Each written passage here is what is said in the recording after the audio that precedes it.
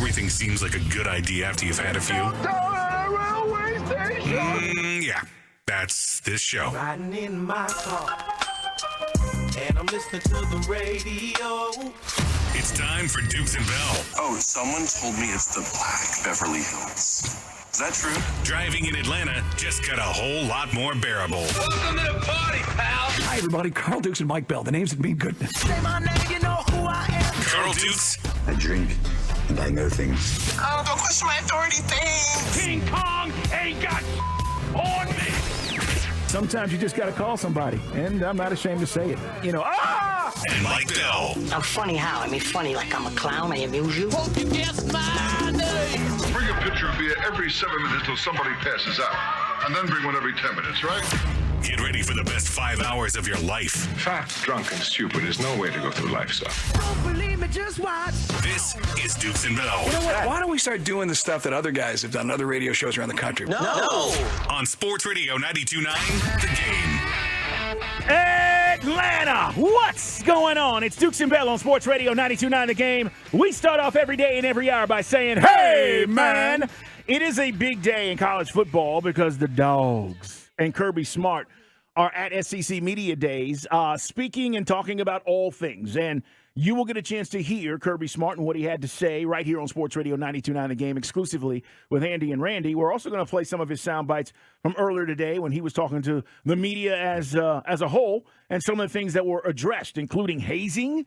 He talked about Glenn Schumann. He talked about the speeding issues. He didn't run from it, but to Mike's point, and Mike, we were just talking with Andy and Randy about this. I just didn't think the line of questioning was that where you went, oh, I can't believe they asked that. Yeah, and that's why I told Carl years ago when Petrino left the Falcons, I mentioned this, I think, yesterday's show, and it was a bunch of, I think it was me, it was about Ken Rodriguez, Fox 5 back at the time. Buck Langford was doing sports back then, and there was a bunch of guys, and we all kind of had a chance to kind of go boom, boom, boom on all the Atlanta stuff, and how can you, go into recruits' home and say you're going to be there. And then eventually, Liar! There was some Arkansas, some guy from Jerkwater, Arkansas, who was like, "Coach, let's talk about the program." So it is what it is. And unfortunately, if you're looking for penetrating questions, you didn't get the answers. Seth Emerson, who covers obviously Georgia for the Athletic, wrote, "Kirby got as many questions, Carl, about the Northwestern hazing scandal as he did about the off-field story in his own program. 13 questions in all." So all I'm just saying is, if you're going to do this. It's what part of SEC Media Days is 13 questions? It's kind of it's oxymoronic. It is, Mike, and I'll say this: there's two things or two ways to think about this. One is they don't care, because if you care, you go in knowing I've got a line of questioning that we need to get answered. Okay, or two, that to what Randy said, which is Kirby's getting a respect now with these back-to-back natties that he didn't have in 15 and 16 and early on in his career here at the University of Georgia. But now with the winning and the recruiting and the way things are going, Mike, I do think he's getting that treatment. And the treatment is you treat him with respect and you don't try to take him down a road where it may be troublesome or it might make him feel or look a certain way. Nick Saban has had this for years. Nobody really asked Saban dumb questions or penetrating questions for that matter. But Saban might take you somewhere that he wants to because he's intended to take you there. But as far as how you address him and the questioning and the line of questioning, it wasn't aggressive, Mike. Right. It wasn't, I've seen better press conferences in Market 58. Seriously, it wasn't anything that you go, that's how you conduct hard-hitting questions in a presser where this coach doesn't talk a whole lot, hasn't spoken this offseason but once, and that was a private session. Right. And by the way, we're Georgia fans here, guys. We want to see Georgia succeed. We're not trying to see somebody do a Mike Wallace on them, but I got to be honest, is the phrase that I like to use. This was basically, if you thought Kirby was going to get tough questions, this was a Swedish massage today up in Nashville at the podium. So, you might as well just take the media out and just call it SEC Days. Because 13 questions to the defending back-to-back national championship coach. Doesn't seem like it's worth it to me. Now, granted, he'll do the entire ESPN, SEC Network car wash. He'll do other interviews. But if you missed him on with Randy and Andy, it was a really fun, loose conversation. And I think you'll get a kick out of it. You'll hear that coming up later. And I would expect that to be. Because, again, Randy, they play together. They have a relationship. That's a little bit different than somebody who's trying to, I don't know, Mike, we talk about these gotcha moments. Right. Or somebody trying to make a name for themselves. I'm going to ask Kirby the hard question today. Right. And that's not what Andy and Randy are going to do, especially with the relationship that they had. But I thought the interview was very fun and entertaining, and you'll get a chance to hear it. Let's hear Kirby Smart today from SEC Media Days talking about, and he did say this early on in his speech addressing the media, the tragedy that happened in January.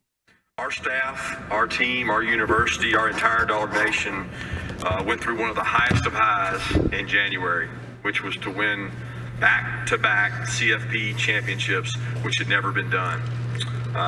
We then endured the loss of two dear family members, Devin Willick and Chandler LaCroix. We love them and we miss them.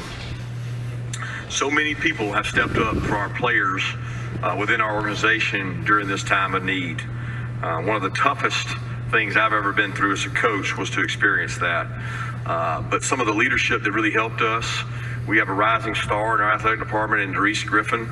She's been there for me, our players, and so many others during these tough times. She's our senior deputy director of athletics and the sport facilitator for football. Thomas Settles, our team chaplain. What an incredible asset he has been for both our players, our coaches, and people in our organization. You know, a tragedy can either divide or unite us. I'm proud of our players. It has definitely brought them closer together and united our team and our family. Okay. And Mike, I thought he had to address this. Right. And he did a great job of explaining what's going on in the program and, you know, how they feel about the lives that were lost. And he's right. They love him, and we miss them. But I thought, if anything, not the speeding, not the reckless drive, he had to address that. Yeah. And again, if guys wanted to ask more pointed questions about it, I just thought that there would be a little more juice. The fact that there's only one question about the off-the-field stuff, and we said it's just kind of weird, as Seth Emerson just pointed out. You're asking, you got one question. Who gives a crap about Northwestern? I mean, with all due respect, that weirdness and whatever the hell that is, which is creepy on so many. You and I haven't even talked about it because there's really nothing to say. We did when it happened. You're on vacation. Yeah. I was on vacation, but it's just, you look at it and you're like, okay, that's how you get to those 10-win seasons once every decade. Good for them. Wow. But I mean, yeah, no, Georgia doesn't haze, and coaches that do that's crap. It's silly. It's become, let's be honest, anachronistic. Shouldn't exist in 2023. Yeah, I'll just say the hazing part, it's not surprising, but it just goes to show you that in places where you never Northwestern? Come on. In places you never think that it would have. Right. You think that's happening in the schools where the schools are winning. Ohio, if I told you that was Ohio State, you'd be like, yeah, of course it's happening. And it's just weird. But, yeah, I totally agree. Let's hear Kirby talk about the speeding issues. This is what he said today at SEC Media Days as Dukes and Bell.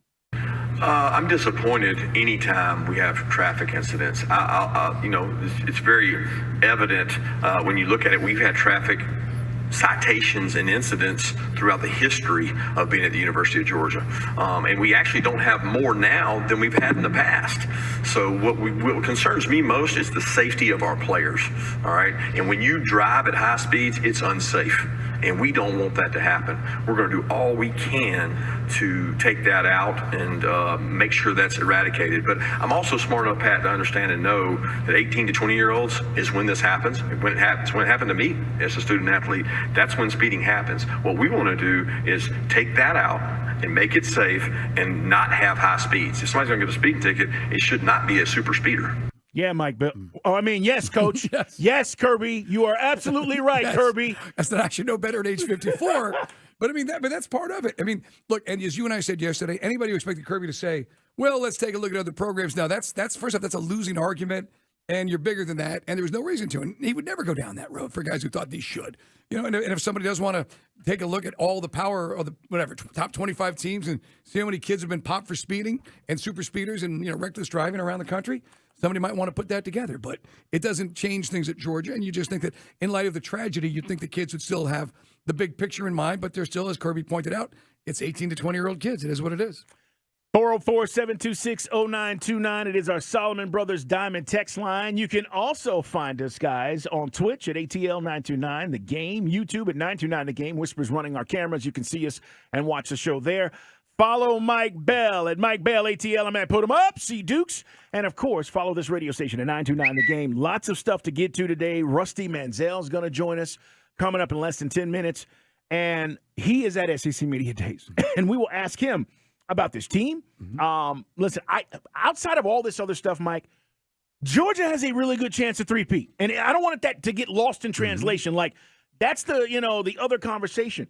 Guys, they're going to be really good again. I don't know if they'll be as good as they were last year, but I think they'll be good enough to be in the mix to possibly repeat. Look, you got some of the most dynamic weapons on offense. You've got a great offensive line. You're strong in the trenches. Maybe you're a little weak in the secondary. We'll talk more with Rusty about what it means about losing Smoke Bowie, who leaves. Remember, the Texas A&M transfer is out. Apparently has been with the program for more than a minute.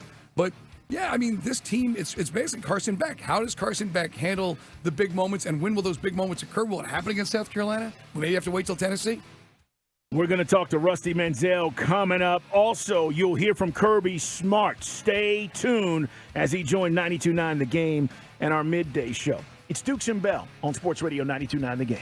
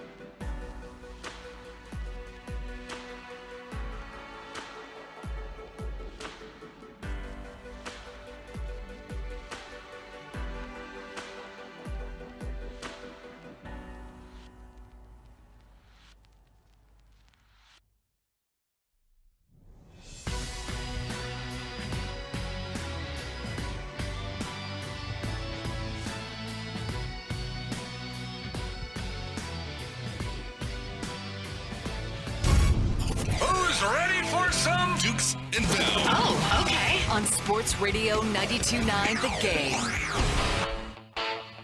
It is Dukes and Bell, Sports Radio 92.9 The Game. We are all over SEC Media Days, and Rusty Manziel, you get a chance to hear him on the Steakhouse. He's also with Dogs HQ on 3 Network. And, Rusty, it's good to have you on, man. You've been killing it, by the way. We haven't really had a chance to chop it up with you on our show, but you're doing a great job on the Steakhouse. I want to start with what you thought about Kirby's appearance today. Mm-hmm. I don't think he got any hard questions. It wasn't hard hitting. I thought he handled himself as well as you possibly could, and he put out the information that he wanted. What did you think about what he had to say today? Well, I think last week, they had the press conference with like the local guys. They had, ESPN was there. From my understanding, they invited everybody. AJC was there last week, so they kind of, Kirby sat down with Josh Brooks and a few other people in front of those guys and answered all those questions last week. And I think that, really, what questions you had from those regional guys, they kind of got that out, last week and kind of talked about it. So today, Pat Forty of Yahoo asked him about, kind of the off the field, things like that. Most everybody else was talking football, obviously. But, I thought Kirby looked comfortable. And, he talked about his team. He faced up and said, listen, we lost Devin and Chandler, 2 people that we loved.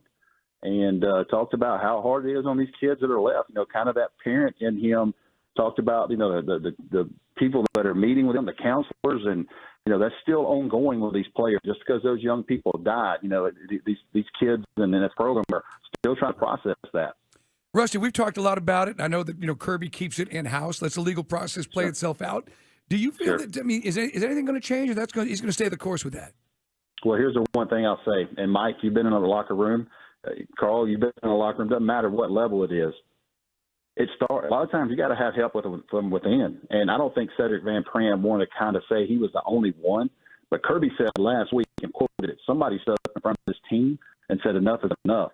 And today, Cedric Van Pran kind of touched on that a little bit, so I'm assuming it's him. Mm-hmm. And listen, the coach can tell you all these things, and these adults can keep talking to you, but you're 18 to 21 years old, man. You know how your mind is at 18, 21 years old. But when you have a teammate and somebody that carries some weight in the locker room, when he stands up in front of the team and says, you're dealing with me the next time something happens, that carries a ton of weight.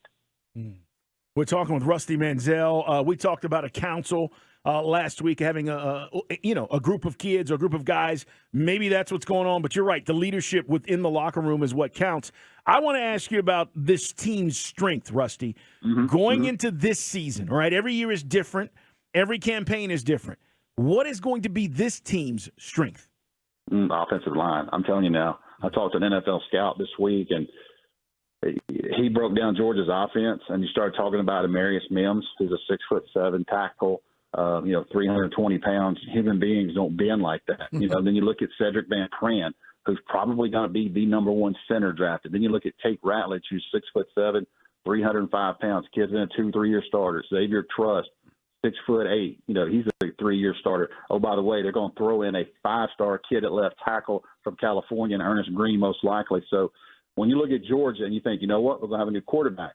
But you guys know as well as I do, he knows he's comfortable and he's not going to get hit a lot. He's got a lot of weapons around him, probably the best tight end in the last 20 years in college football, in my opinion. And Brock Bowers, start talking about other guys. So really, you want to talk about strengths to me, it's going to be the offensive line, and I think that the depth of the wide receivers. They added Dominic Lovett. People don't realize if Dominic Lovett didn't get hurt against Georgia in that Missouri game, they may not win that game because he tore them up. They had a great scouting report to bring him in because he lit them up last year. You add him, and then you add Ron Thomas, Ladd McConkey comes back, Brock Bowers, Oscar Depp, Carson Beck has got a lot of weapons to play with on offense. What is Carson Beck's mindset? I know we talked about it before the spring game that, he said when he had some opportunities earlier in his time at Georgia, maybe the moment was too big for him. Is his head in the right place right now? It should be. You should have a lot of confidence knowing you got a lot of kids in that huddle that have won a lot of games. It's not all on him. At the end of the day now, he's going to have to make some of those decisions. So, I do caution people, yes, Carson Beck can really sling this ball. He's lost some weight. He's, his 3rd year into this deal. Playing in this offense, but they didn't even change the terminology when Mike Bobo took it over, so the kids didn't have to learn anything else different. So, but I'll say this too with caution: he's never been in a moment where he's staring down an entire week where every rep he knows he's got to play South Carolina, he's got to play Florida, he's got to play Tennessee. Hey, maybe go to a playoff game. He's never had that moment. So I call those meaningful minutes, and right now nobody on Georgia's roster has those.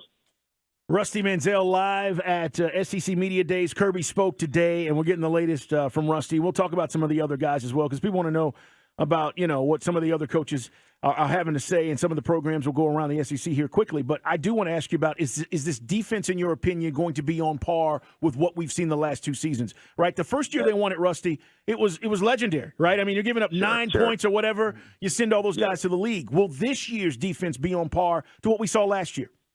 Well, first of all, you don't have a Jalen Carter, and you can have your opinion of him, but on Saturdays and 100 yards, you want that dude on your field, on your team, because nobody could block him.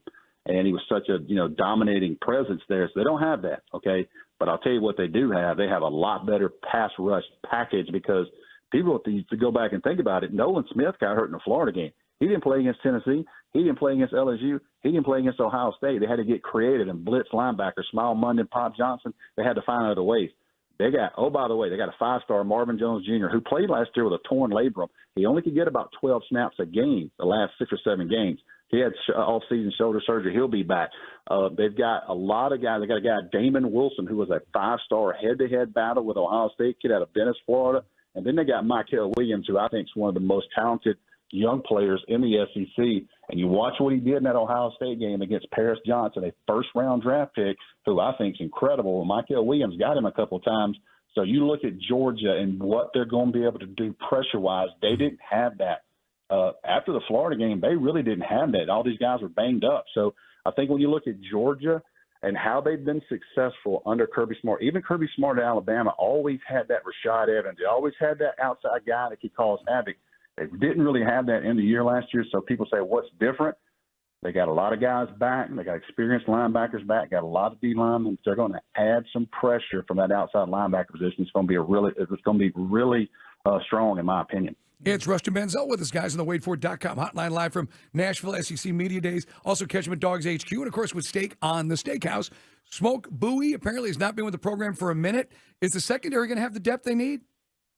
Yeah, and I don't think anybody really thought Smoke Bowie was going to be in a 2 deep there. Okay. I think, Kirby, from my understanding, Kirby's from Bainbridge, Smoke Bowie's from Bainbridge. I think Kirby knew this young man's parents in high school. And, listen, he's a young kid. I don't want to sit here and beat up on him. He's probably got to grow up a little bit off the field. I've covered Smoke Bowie since he had a pick 6 in the state championship game against Warner Robins and Mercedes-Benz, and he's been on the recruiting map ever since then. But, I think it's just, when you hear those things in mutual ways and parting in the summer, when you don't even make it to fall camp, right?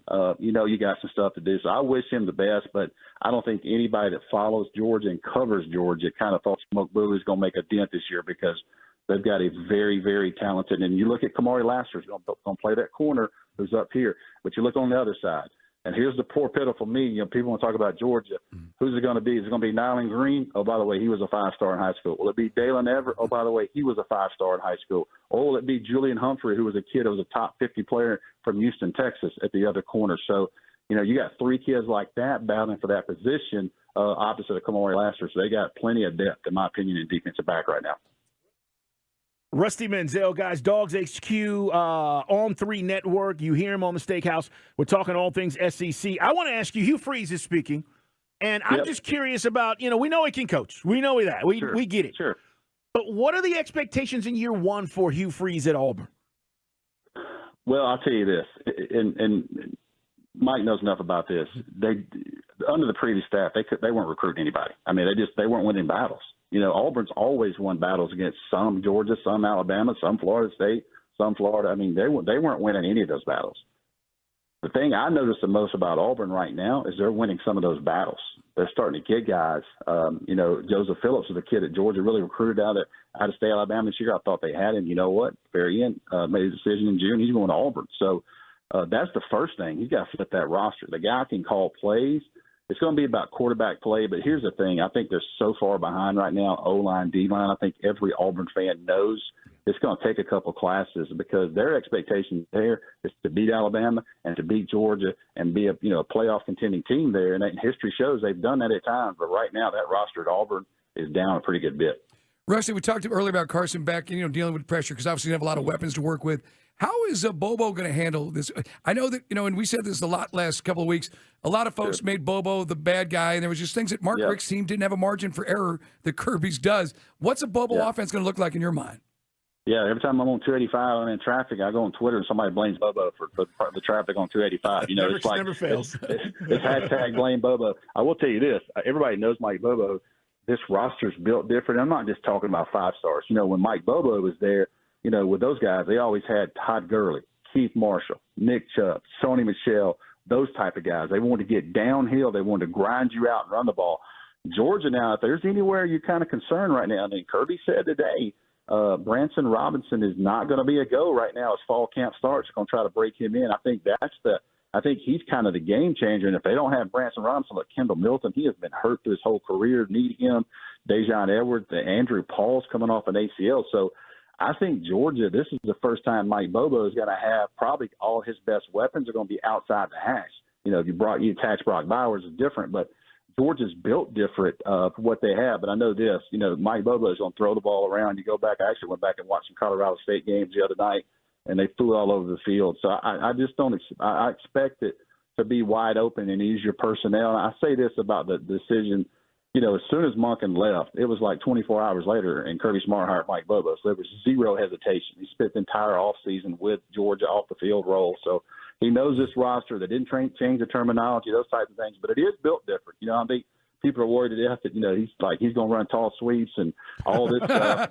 And, he's the king of the draw on 3rd and 20. I've heard it all. You know what I mean?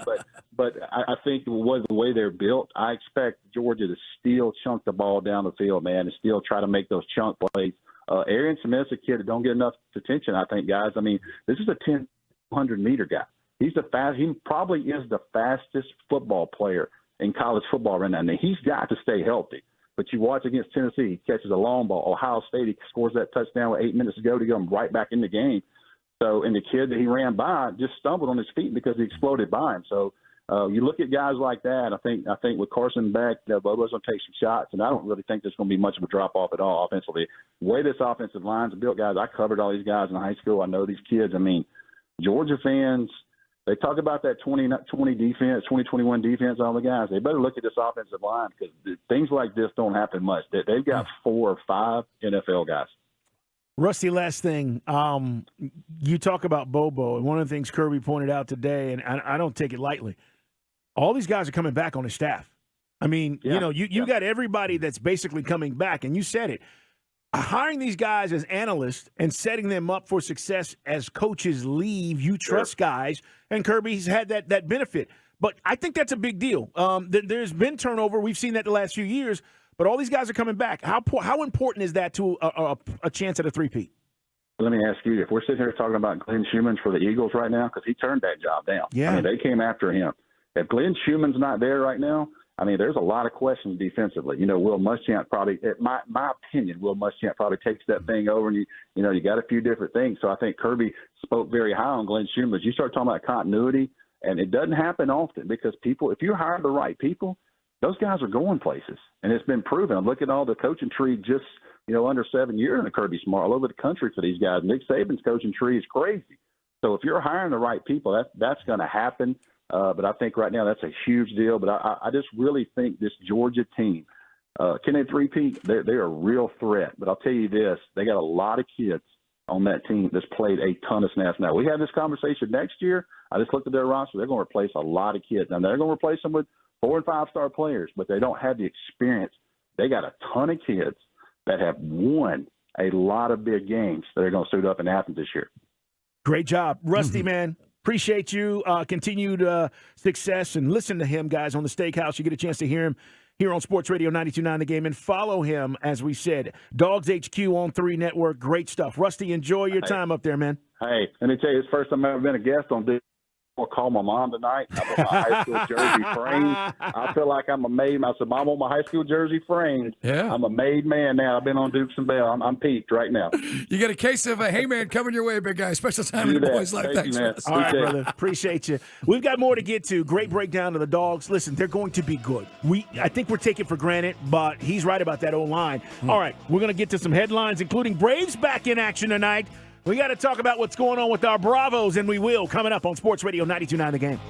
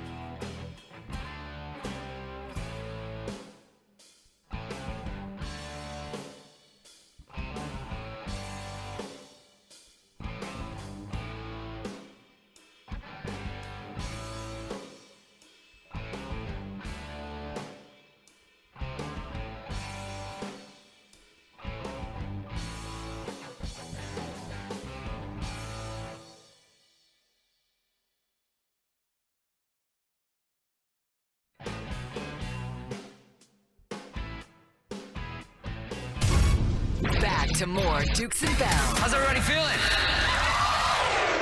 On Sports Radio 92.9, The Game.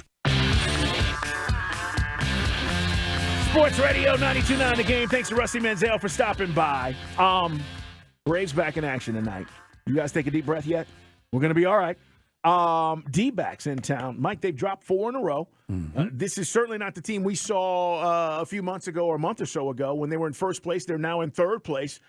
But they could turn things around. But they've been going through some struggles. And for us tonight, it's Elder. But I think the news about Kobe Allard, Mike, and that shoulder tightness and putting him on the 60-day IL, that's a big deal for the Braves. They made that decision today. So I thought he was going to be fine. Obviously, that's not the case. But we will see where that goes. And Rosario, by the way, day-to-day with a hamstring. So I'm not sure how much he'll see in this series or if he'll play. Well, you might see Forrest Wall out there in left field. They called him up from Gwinnett. This dude was having a really good spring before they decided, look, they got a lot of outfielders, so there was no room for him in the major league roster. So we'll see what goes on there. But, yeah, maybe we'll get a chance to see what this dude's about while Rosario gets healthy. And, certainly, Carl, you're going to have to find some more pitching now because all of a sudden, with Nick Anderson on the 60-day, talking about Kobe Allard, got to get some dudes. And it's just a matter now, as we talked about with Tony Gwynn Jr. yesterday, everybody's alive in this thing. You got almost 14 teams that could say they're within 5 or 6 games of the wild card. So it's just a matter of who's going to be buying, who's going to be selling, and how aggressive, and when does it all start, and when does that first shot, the big shot, get fired? All right, we're going to talk plenty about our Braves along the way. D-backs in town. It is Zach Davies taking on Elder tonight. Elder 7-2 with a 2.97 ERA. His only sloppy outing was the game that I went to. That was down there in Tampa Bay where the sinker wasn't really sinking, and there was a sequence, and I talked about it to you yesterday.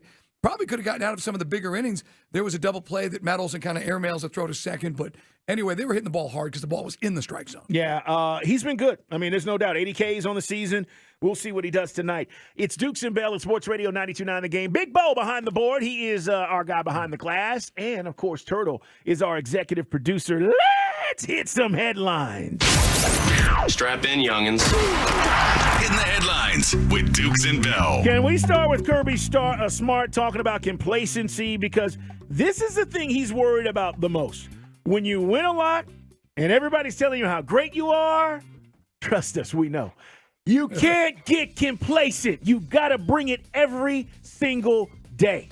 I do want to speak briefly on dealing with the threat of complacency. Everybody here has talked about, is the emphasis on three-peat? Is the emphasis on what are you going to do next? How are you going to top that? How do you top an undefeated season? The threat for us is complacency. The first thing you have to do is acknowledge that it's a threat. Like, if you acknowledge that complacency is a threat, it's the first step towards stomping it out. So we look for two things when we look for people to join our organization. I'm not talking about players. I'm talking about anybody in our organization. Do they love football, and do they embrace being part of something bigger than themselves? Yeah, man. Kirby, we talked about this, what was it, last year, year before? That it doesn't challenge us, doesn't change us. This year, Carl, better, never rest. Yeah. That's the mantra. And look, Kirby's looking for a type of dude, and you just, there it is. There's the game plan. A younger version of Nick, a little more charismatic version and likable version of Nick Saban. That's what I hear when I hear that. What do you hear? Yes, there's no doubt this is Saban-ish. Right. Okay. It's his own spin. Like a more homespun Saban. Correct. Right? And he mentioned today, which I thought was very cool. And this is the thing: you got to keep the interest of people, right? Whether it's your job, whether it's kids in college.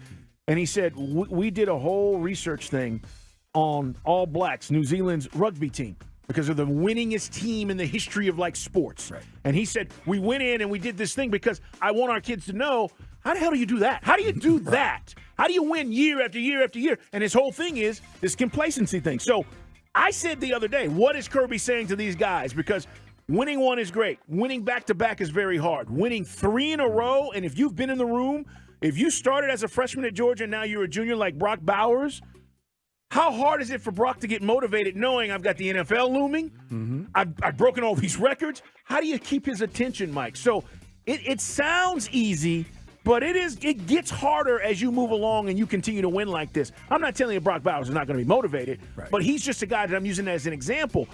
If you are mentally capable of setting aside, hey, we won that one and now I'm ready to win the next one, you can go do that. Most guys can't, Mike. That's why it's so hard to do this. Well, think about like South Carolina when Spurrier had it cooking up there in Columbia. Remember Jadeveon Clowney? Yes. The big hit against Michigan in the Outback Bowl that was on an endless loop on ESPN. And then he totally mails it in his last year in South Carolina. And I'm not trying to be mean-spirited. I think anybody who follows the Gamecocks would agree that Jadeveon Clowney was not fully engaged. And eventually Spurrier's like, okay, we'll just sit you. So, I mean, it's just, you've got to, when you're at the top of the mountain, to find that way to push the buttons, to keep the guys. And again, if it was easy, everybody who's been there would stay there. Dabo Swinney had to replace some pieces in his organization. He's still a really good coach, and that team's really good, but they're not at the elite level right now. Alabama is the gold standard. Alabama hasn't won a national championship going into their third year. So it's, as you guys know, it's hard. Hell, Georgia fans, some guys thought they'd never see this in their lifetime. Now you're going for a three-peat. It's true. That's all I heard growing up. Listen, my dad's right around the corner, and Georgia's always had the talent, even back in the day. Like, we forget, Coach Dooley, even after they won a national championship, in the 80s, they had talent. Right. It's not like they've been void of that. It's just, when were they going to put it together consistently? And it's taken a long time. But that's all I've heard. Georgia always going to have them boys up there. But when are they going to win? And now you're winning. And now can you sustain it? And by the way, I'm not one of these guys that expects them to win it every year, but I expect them to be in it every year. See, and this is where, I mean, look, we can have some fun. You can puff your chest out a little bit because it is Georgia today, front and center on SEC Media Days. You and I talked about this the first show we did. Look where Clemson was going. Georgia was behind him. Clemson got there first. Then Georgia obviously has reset this sort of the standard.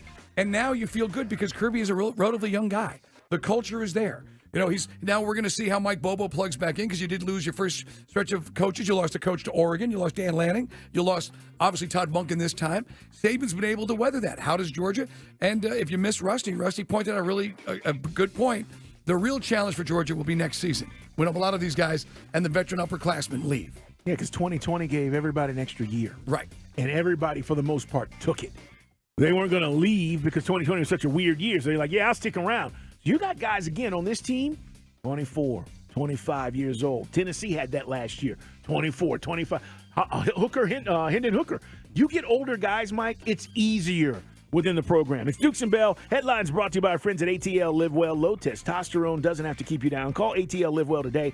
Don't just live well. Let's talk about what Brian Kelly had to say yesterday. Everybody's on LSU, including me. I think they're going to win the West. But we'll see. He compared his LSU job, Mike, to Notre Dame. Well, I don't think you have to wear a tie every day and the job, if you know what I mean. It's a little bit more relaxed from that perspective. And that's not good or bad, but there's a much more relaxed because you're in the South. You're around people that are very easy to get along with.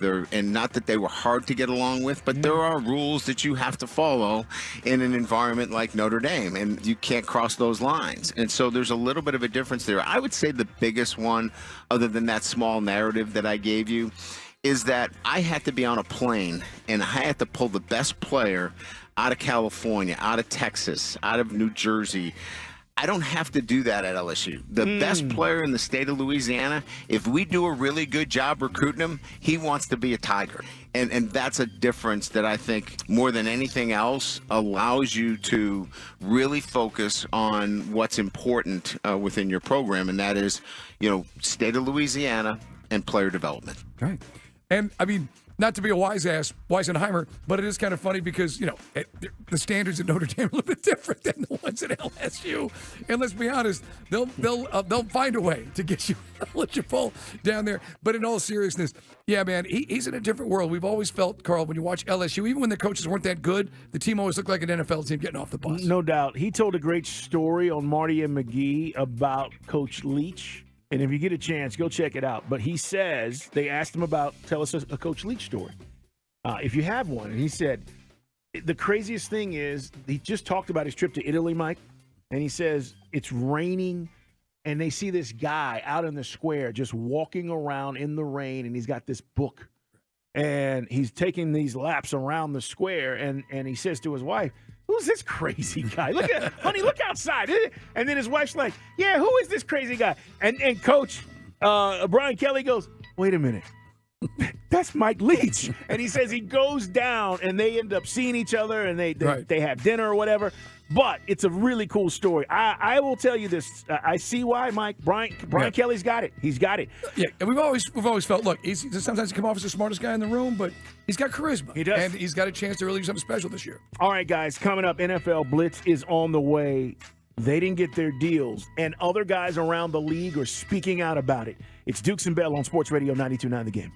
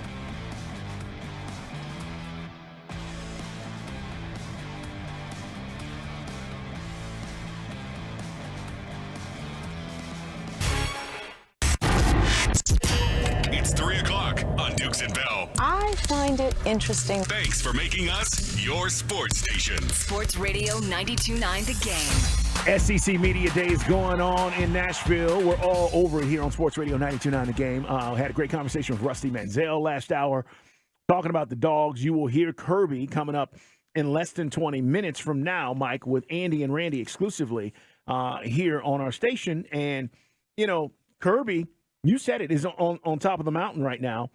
I think he's going to be there for a long time. I just do.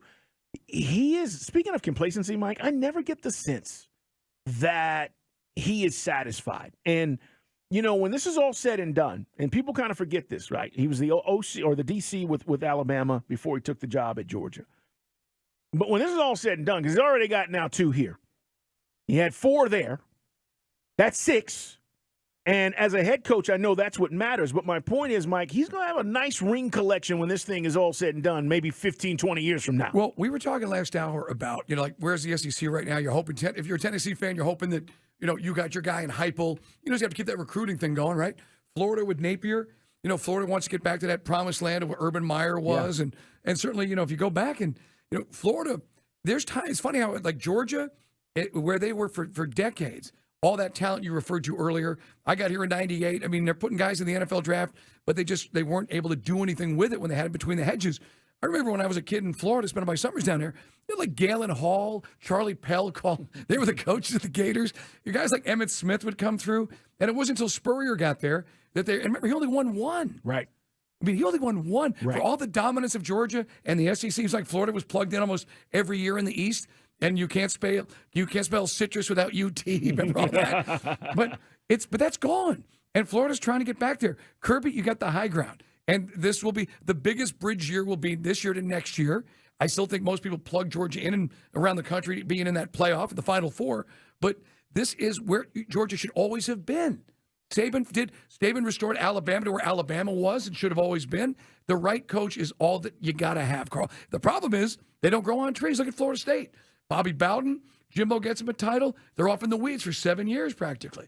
So it's so hard to find that guy. And the good news is you don't have to worry about someone taking him because this is Kirby's dream job. Yeah, he's not going anywhere. He's not going anywhere. You're right about that, Mike. I mean, people have said, would the lure of the NFL take Kirby away? Let me answer that for you. No. Some guys are built for college, and this is what they want, and this is all they want. Right. And I get it. And it used to be, this is the crazy thing. It used to be you want to get to the NFL so you can make NFL money as a coach. Right. Now you can make the same, if not more in some cases. Why would I leave? Right. Mike, he's making $10 million a year. Why would I go to the NFL? And no way. Right. No way. And he's got everything set up now the way he wants. It is hard to leave a house you have built. Right. So I think he's there until he wants to be there, and we'll see where this thing goes. But we're going to let you hear from Kirby coming up in 20 minutes. We got a lot more to get to, guys. Big show today, as we said. Along the way, Kamari Lassiter, you'll hear him as he spoke today. Auburn's Hugh Freeze. Zach Arnett, that's the new Miss State coach after Coach Leach passed away. All these guys there today. Vandy was there. So we'll go through what we heard today. I think a lot of people were interested in Auburn, Mike, and Hugh Freeze. But you heard Rusty. Up front is where you win. And this has always stood out to me. Every time I see Kirby, I laugh because the first thing he said to us when we interviewed him for the first time, he got the job. Alabama just won the national championship. And he comes in and said, Coach, what you got to change? He goes, we got to get bigger. First thing he told us. We got to get big. And did they? Yeah. Have they gotten bigger? I mean, think about 2016 Tyler Catalina. You had to bring in, think about that, dog fans. You had to bring in a transfer from Rhode Island. That's how weak and out. Unfortunately, it was what it was. By the time Mark Richt had left, you didn't have the guys you needed to compete with Florida and Alabama. Yeah, at the time. That's the challenge for Freeze. We're talking about up front. They need to get back to what Auburn could potentially be. It's Dukes and Bell at Sports Radio 92.9 The Game. Chris, let's get to an NFL Blitz. Welcome to the NFL. With news and notes from around the league, this is NFL Blitz on Dukes and Bell. Mike, guys around the league are hot. They can't believe Saquon didn't get his bag. They can't believe Josh Jacobs didn't get his bag. Tony Pollard coming off the injury, a little bit different. But, guys, do you realize the franchise tag in 2015 was $10.9 million for running backs? 2015. Do you know what the franchise tag was in 2023? $10.09 million. It went down 2015, 2016, 2017, 2018, 2019, 2020. 8 years later, and it's the same number. This tells you, again, how they've been devalued. The numbers, that doesn't mean guys haven't gotten deals, but the average, remember, this is the average of the top 5 guys. Now, if you are a really good offensive lineman, you'll get 2 major contracts in your career, right? You'll have your rookie deal for a first-round pick, or like the case of Lindstrom. And if Lindstrom does a good job, you may get 3 big contracts, starting off with your first one. Some cases, you're not a first-round pick, you develop into that guy. So, but if you're a running back in the old days, you could get 2 big contracts. You know, Devontae, part of the reason Devontae wanted big money for the Falcons back in the day, the way his schedule, he was a 4th-round, 3rd-round pick. So he had 1 shot. But in this case, you get 1 chance, 1. And that's if you're a first-round pick, if you're lucky, and then maybe, Carl, just maybe, here's the numbers. You just laid it out. And Christian McCaffrey pops off. He says, and I'll say pop off. He makes a valid point. He does. That this is criminal. 3 of the best players in the entire league, regardless of position. Talking about Tony Pollard, talking about Saquon Barkley, and Josh Jacobs, especially when you consider the pressure they take off their quarterbacks. Dak is an interception machine.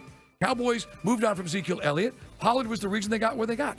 Saquon Barkley, without them, the Giants are nowhere, right? Right. But unfortunately, the value and because of injury risk, the people just don't get paid like they should. Did you see what Jonathan Taylor said? Pretty interesting from the Colts. He says, you work your butt off and you develop, and you help the team succeed. You succeed, you boost the organization, and then doesn't matter. You're a running back, and he's kind of right. That's the way the market is treating these guys. Yeah, it's unfair. There's no doubt about it.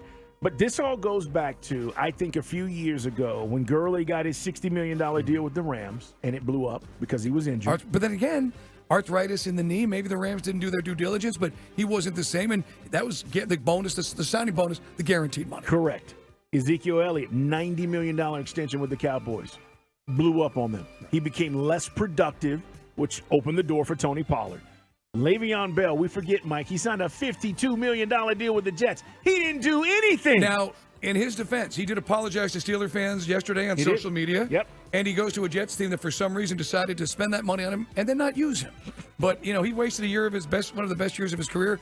Again, blew up in his face. But that's why these running backs are, to your point, kind of jammed up. You see what Derrick Henry said? He goes, at this point, just take the running back position out of the game then.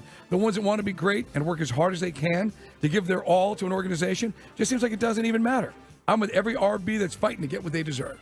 Yeah, the Henry thing is interesting, Mike, because when you go back and look at Derrick Henry's breakthrough season, which I think was 2021 or 2020, and that's where he ran for 2,000 yards, and, he did it all.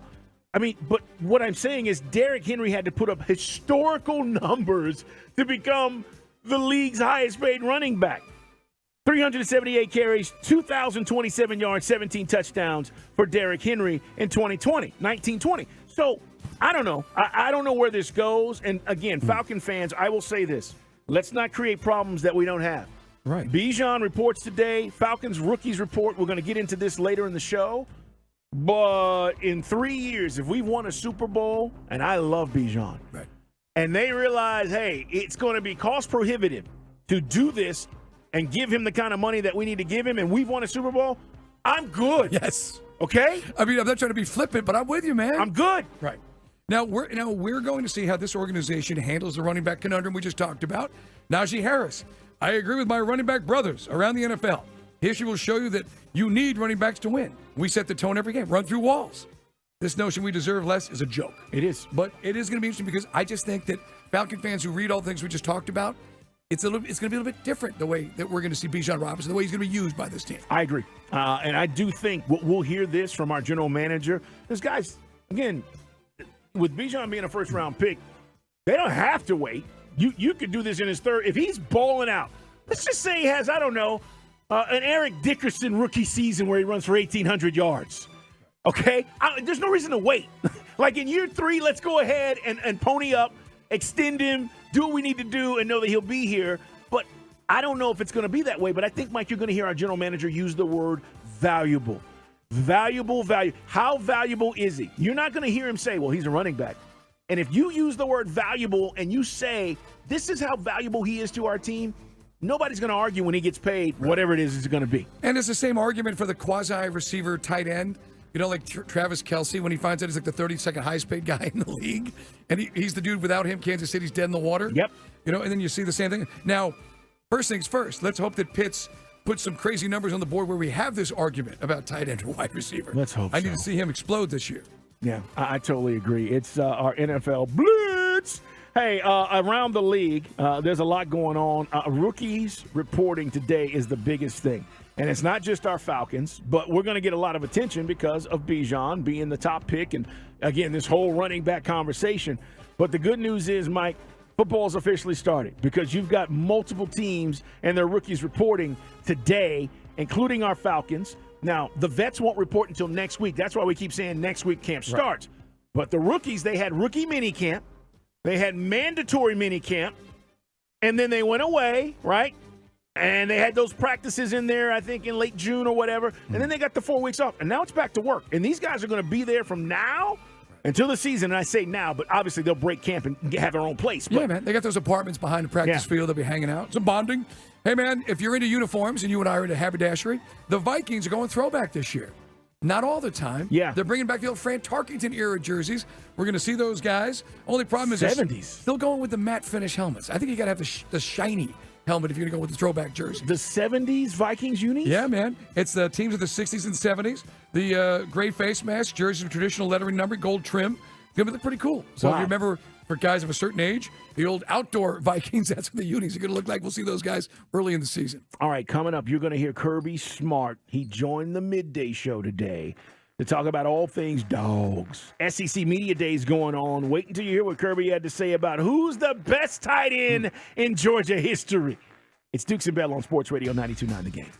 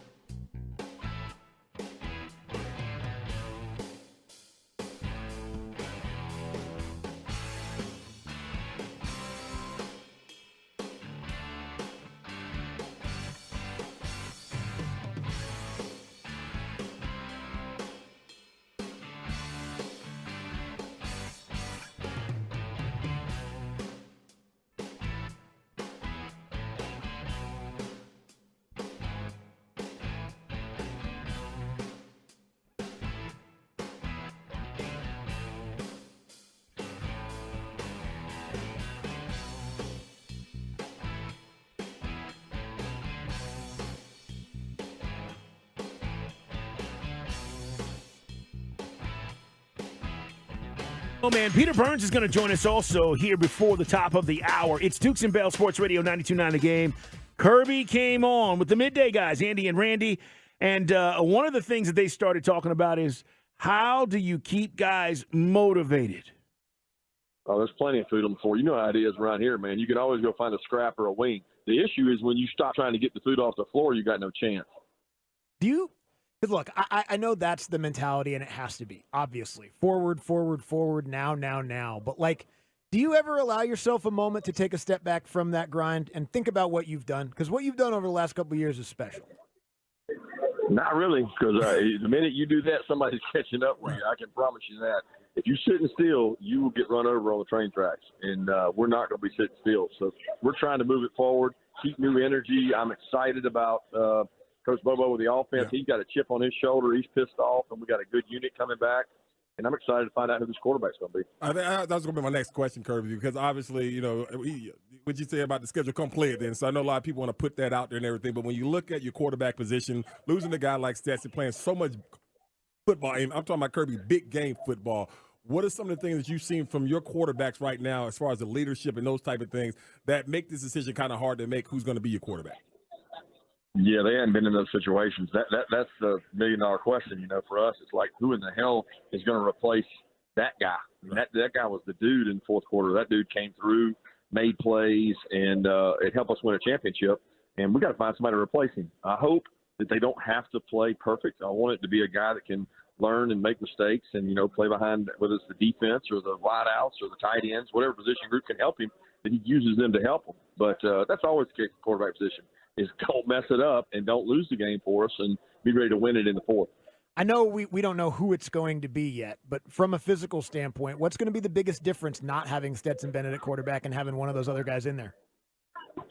Well, experience. Randy just mentioned it, right? Like, the biggest difference is experience and probably his athleticism. But all those quarterbacks are smart, and all those quarterbacks are good athletes. None of them are going to probably run a 4.5 like Stetson did, and none of them have the experience that he had. So that was something that we brag on now, but 3 years ago, nobody knew who Stetson Bennett was. Kirby, your defense, I mean, that's your your calling card, all those different things, and you just keep losing guys off, but yet you keep replacing them, Kirby. What is it about this defense? I know it's a scheme and all that, but I'm talking about the athletes that you have on there that make this defense, no matter who's out there, go out there and hunt the way they do. Yeah, we've been fortunate to recruit really good athletes. You know our recruiting base, Randy, and how good it is. Right. It's great players around our state. We go sign good players and say, you know what, we'll find a spot for you. If you can run and you'll hit, we will find a spot for you. And a lot of our guys grow up in the ranks that freshman year, kind of like a third down specialist or a special team specialist. So when they get the opportunity to come out and play, they've already played some, and they've proven it. And if you recruit good, talented players and put them in the right space, you're going to be good. And I think, between Muschamp and Schumann, they've been elite at scheming up people and putting defensive guys in the right spot to hold opponents. It's hard to play defense nowadays. These teams will go around and score 30, 40 points. We've been really fortunate to slow people down, at least in the regular season. We haven't played the way we're capable of in the playoffs always. Georgia head coach Kirby Smart joining us here on the Midday Show with Andy and Randy. Kirby, is Brock Bowers the best tight end in Georgia football history? Hey. Oh, man, that is a sensitive subject on this radio show. What are you talking about? Oh, my God. I mean, I'll say this. Randy might have the best hands of anybody I've ever seen, most acrobatic catches. But if they get in a foot race, I'm taking Brock every single time.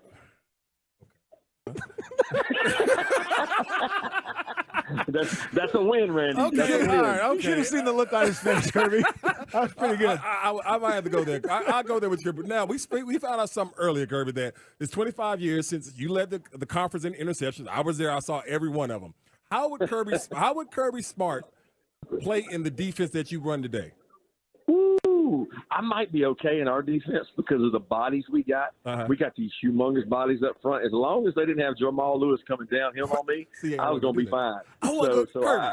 Kirby, you made a good effort on that one play. I thought you had him. I thought you had him, Kirby. I was a lot better when I had Seymour and Stroud than when I had them little puppies we had up there before that. Really cool loose vibe with Randy. Obviously, for those who don't know, they were teammates at UGA. And yeah, man, there were some big time players, but some great moments in Georgia history. Again, Carl, you and I were just talking about the legacy and where this team's supposed to be. Kirby's got it where it's supposed to be. You talk about those teams he was on, Stroud and Seymour. It's one of the greatest defense I ever saw. Gary Gibbs was the DC. And I remember it was when they brought in, and you're like, why are you like bending, not breaking? Why aren't you attacking? You got all these dudes used to drive Georgia fans nuts back in the day. Yeah, it's been frustrating because, again, the players have been there. When you go down, and if you just want to do something fun, go look at all the great players that played. Not from just start where Kirby is. You don't even have to go back to the 80s. From Kirby to now, and go look at the players, and I guarantee you there'll be team after team you go, know that name, know that name, know that guy, know that name. A lot of these guys went on to the NFL and had great success, but you wonder why that team, think about it, Randy McMichael, Kirby, Seymour Stroud, why did that team win a national championship? And by the way, we weren't yet into the offenses throwing the ball around the way they are. There were very few teams who were playing that way. This was still back in the day where it was about tough defense, Mike, run game. You know, it was a different kind of deal, and your quarterback still had to make plays, but not as if it is today. I think there's so much more pressure on the quarterbacks, which is why he was talking about his guys. Experience matters. When Stetson Bennett made a decision to come back, it set Georgia up to repeat. Right. I mean, the high water mark before Mark Richt was Donna's 10-win season with Bobo at quarterback at the Outback Bowl. You know what I mean? And you go back and you just think about like the last year there, 8-4. At least they had the they had the cojones to make the move to realize, was it where it's supposed to be? Rick get you to the next level. And again, there was a lot of folks. Remember, you and I used to have those arguments with some of those Georgia fans about, well, you weren't here, but yeah, it's relative. Rick was doing a really great job, but this is where Georgia, as we said, should be, where Florida should have been, where Florida fans feel they should be back to, where Steve Spurrier took them back in the 90s. 404-726-0929. You guys can always hit us up on the Solomon Brothers Diamond text line and find us on social media. A lot of guys chiming in. Listen, at the end of the day, okay, Kirby is handled today perfectly. Let's just be honest. Like, I didn't expect anything less, but whether it was the limited questions that he got and the things he wanted to address and the things he wanted to stress for the program, Georgia's just in a great spot. And, today is not a day where we are going to bash Georgia or talk about all the things that have happened this offseason. Some has been true, as we now know. Some hasn't.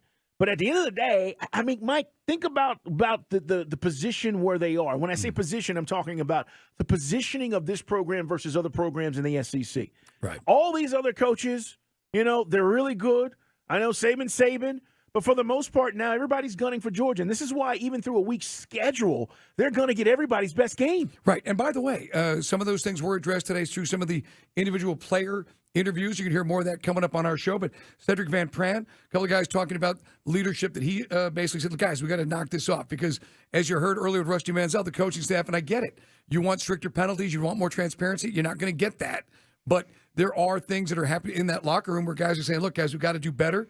How much of this will eventually lead to not having these stories that are off the football field? Hopefully that starts this summer. And we're not talking about this stuff that was, let's be honest, one of the worst, one of the highest highs and some of the lowest lows this season. Yeah, when coaches say, hey, we've got our team council, and let's just say there are 5 guys, maybe 6, doesn't matter, that if anything happens within the team council gets to decide what direction this goes. But when it gets back to me, that's where you don't want it. You don't want it to happen that way. Because when it gets back to me, now we're talking about the entire team being punished, Mike. And this is a thing where individuals have made it bad for the entire team. So how do you handle that? You want to handle these individuals as young men who make mistakes, but it's affecting the whole team. Right. So for Kirby, that's the part where the discipline, that's why it's not working or hasn't been working. You've done your part for one individual, but that individual has made it bad for the entire team. Now I got to go out and answer questions, and people looking at me funny because my teammate did something, and they think that we're all out here wilding out. I was talking to one of my neighbors who's a big Georgia alum. We were talking about this because, he said, yeah, the optics are bad, but how much of this goes on around other schools, as far as the off-the-field stuff and speeding. And then, we were talking about maybe with the AJC overreaching on the sexual assault story, that now things kind of, Georgia gets a little, I wouldn't say cover, but now it's almost like that you went too far. Not that people need to feel sympathetic for Georgia, but I felt like today at SEC Media Days, aside from one question for Pat Forty, nobody's really taking it there. No, nobody was. 404-726-0929. Coming up, by the way, we're going to talk to Peter Burns. But before we get to that, we got to get to Yeah Man, No Man. Turtle, boy, I guess, you getting your heart broke might have been the best thing for you. I don't even know if it was heartbreak. It was more like, I didn't have to pay for it, brew. We're coming back. Yeah Man, No Man's next.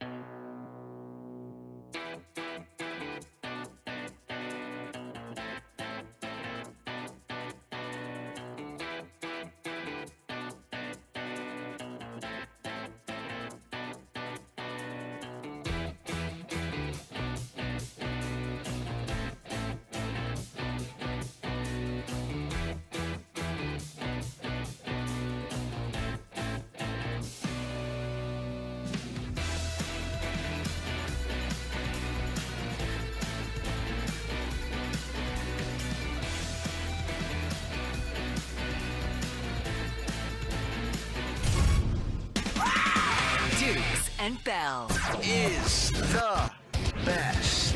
On Sports Radio 92.9, The Game. Coming up, we're going to talk to Peter Burns. Guys, he's a studio host, SEC Network. They're up in Nashville as well. We'll get his take on Kirby and much more about what's going on. Right now, let's get to Yeah Man, No Man.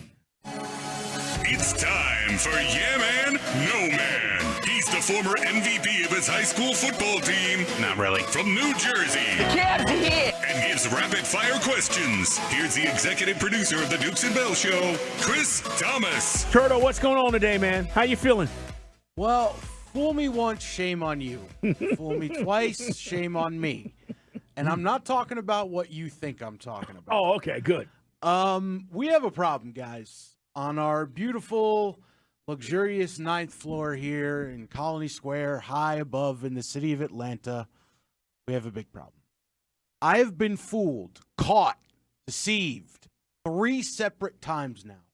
There is somebody on our floor who has some issues with their tummy.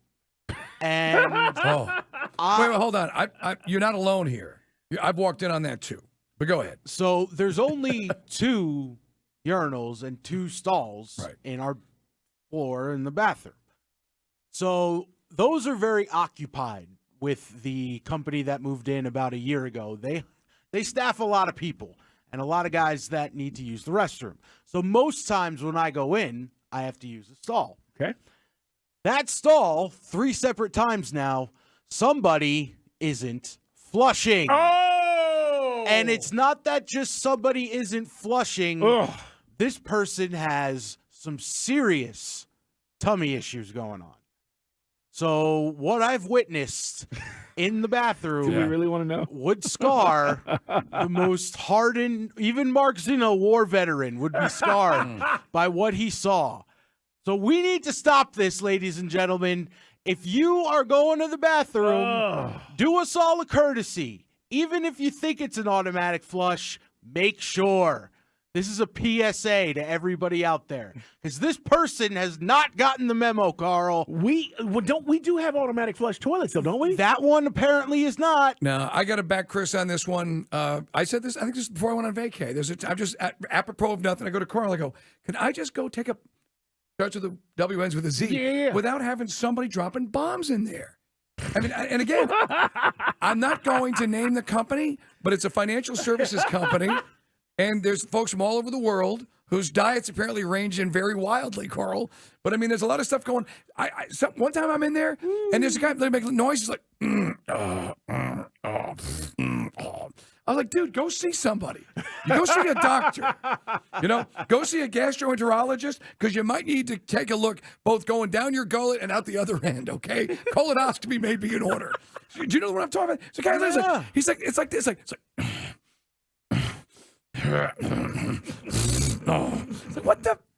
And the thing is, and the other part of this, it might even be on our floor. They're so ashamed of what they do with their excretory functions. They come and they sully our 9th floor bathroom. Yeah. As opposed to doing it on the 1 through 11. Yeah. I was going to say, I've seen people in our breaks, you run the restroom and the elevator, ding, it opens. Dude runs into the restroom. I'm like, I don't know you. There's nobody up here. Like, to Mike's point, it's us and another company. You start to know the faces, right? And obviously this guy's coming from like the 12th floor, and ding, it opens and he runs into the restroom, and then I'm like, oh, okay. You're trying to get away from your floor because you're about to blow our bathroom up. So you don't want to know, want anybody to know on your floor what's going on. So you come down on the elevator. And by the way, if you're that guy, if you're listening right now, shame on you. Use the bathroom on your floor. Well, okay? here's the thing, too. If you get up once you're done and a good 3 to 4 seconds go by and you don't hear a flush, hit the manual flush button, please. It's called the courtesy flush, and it's called courtesy for a reason. But no, there's at least 4 culprits. Can I be honest, it's disgusting. Why wait to flush since we're having this discussion? Right.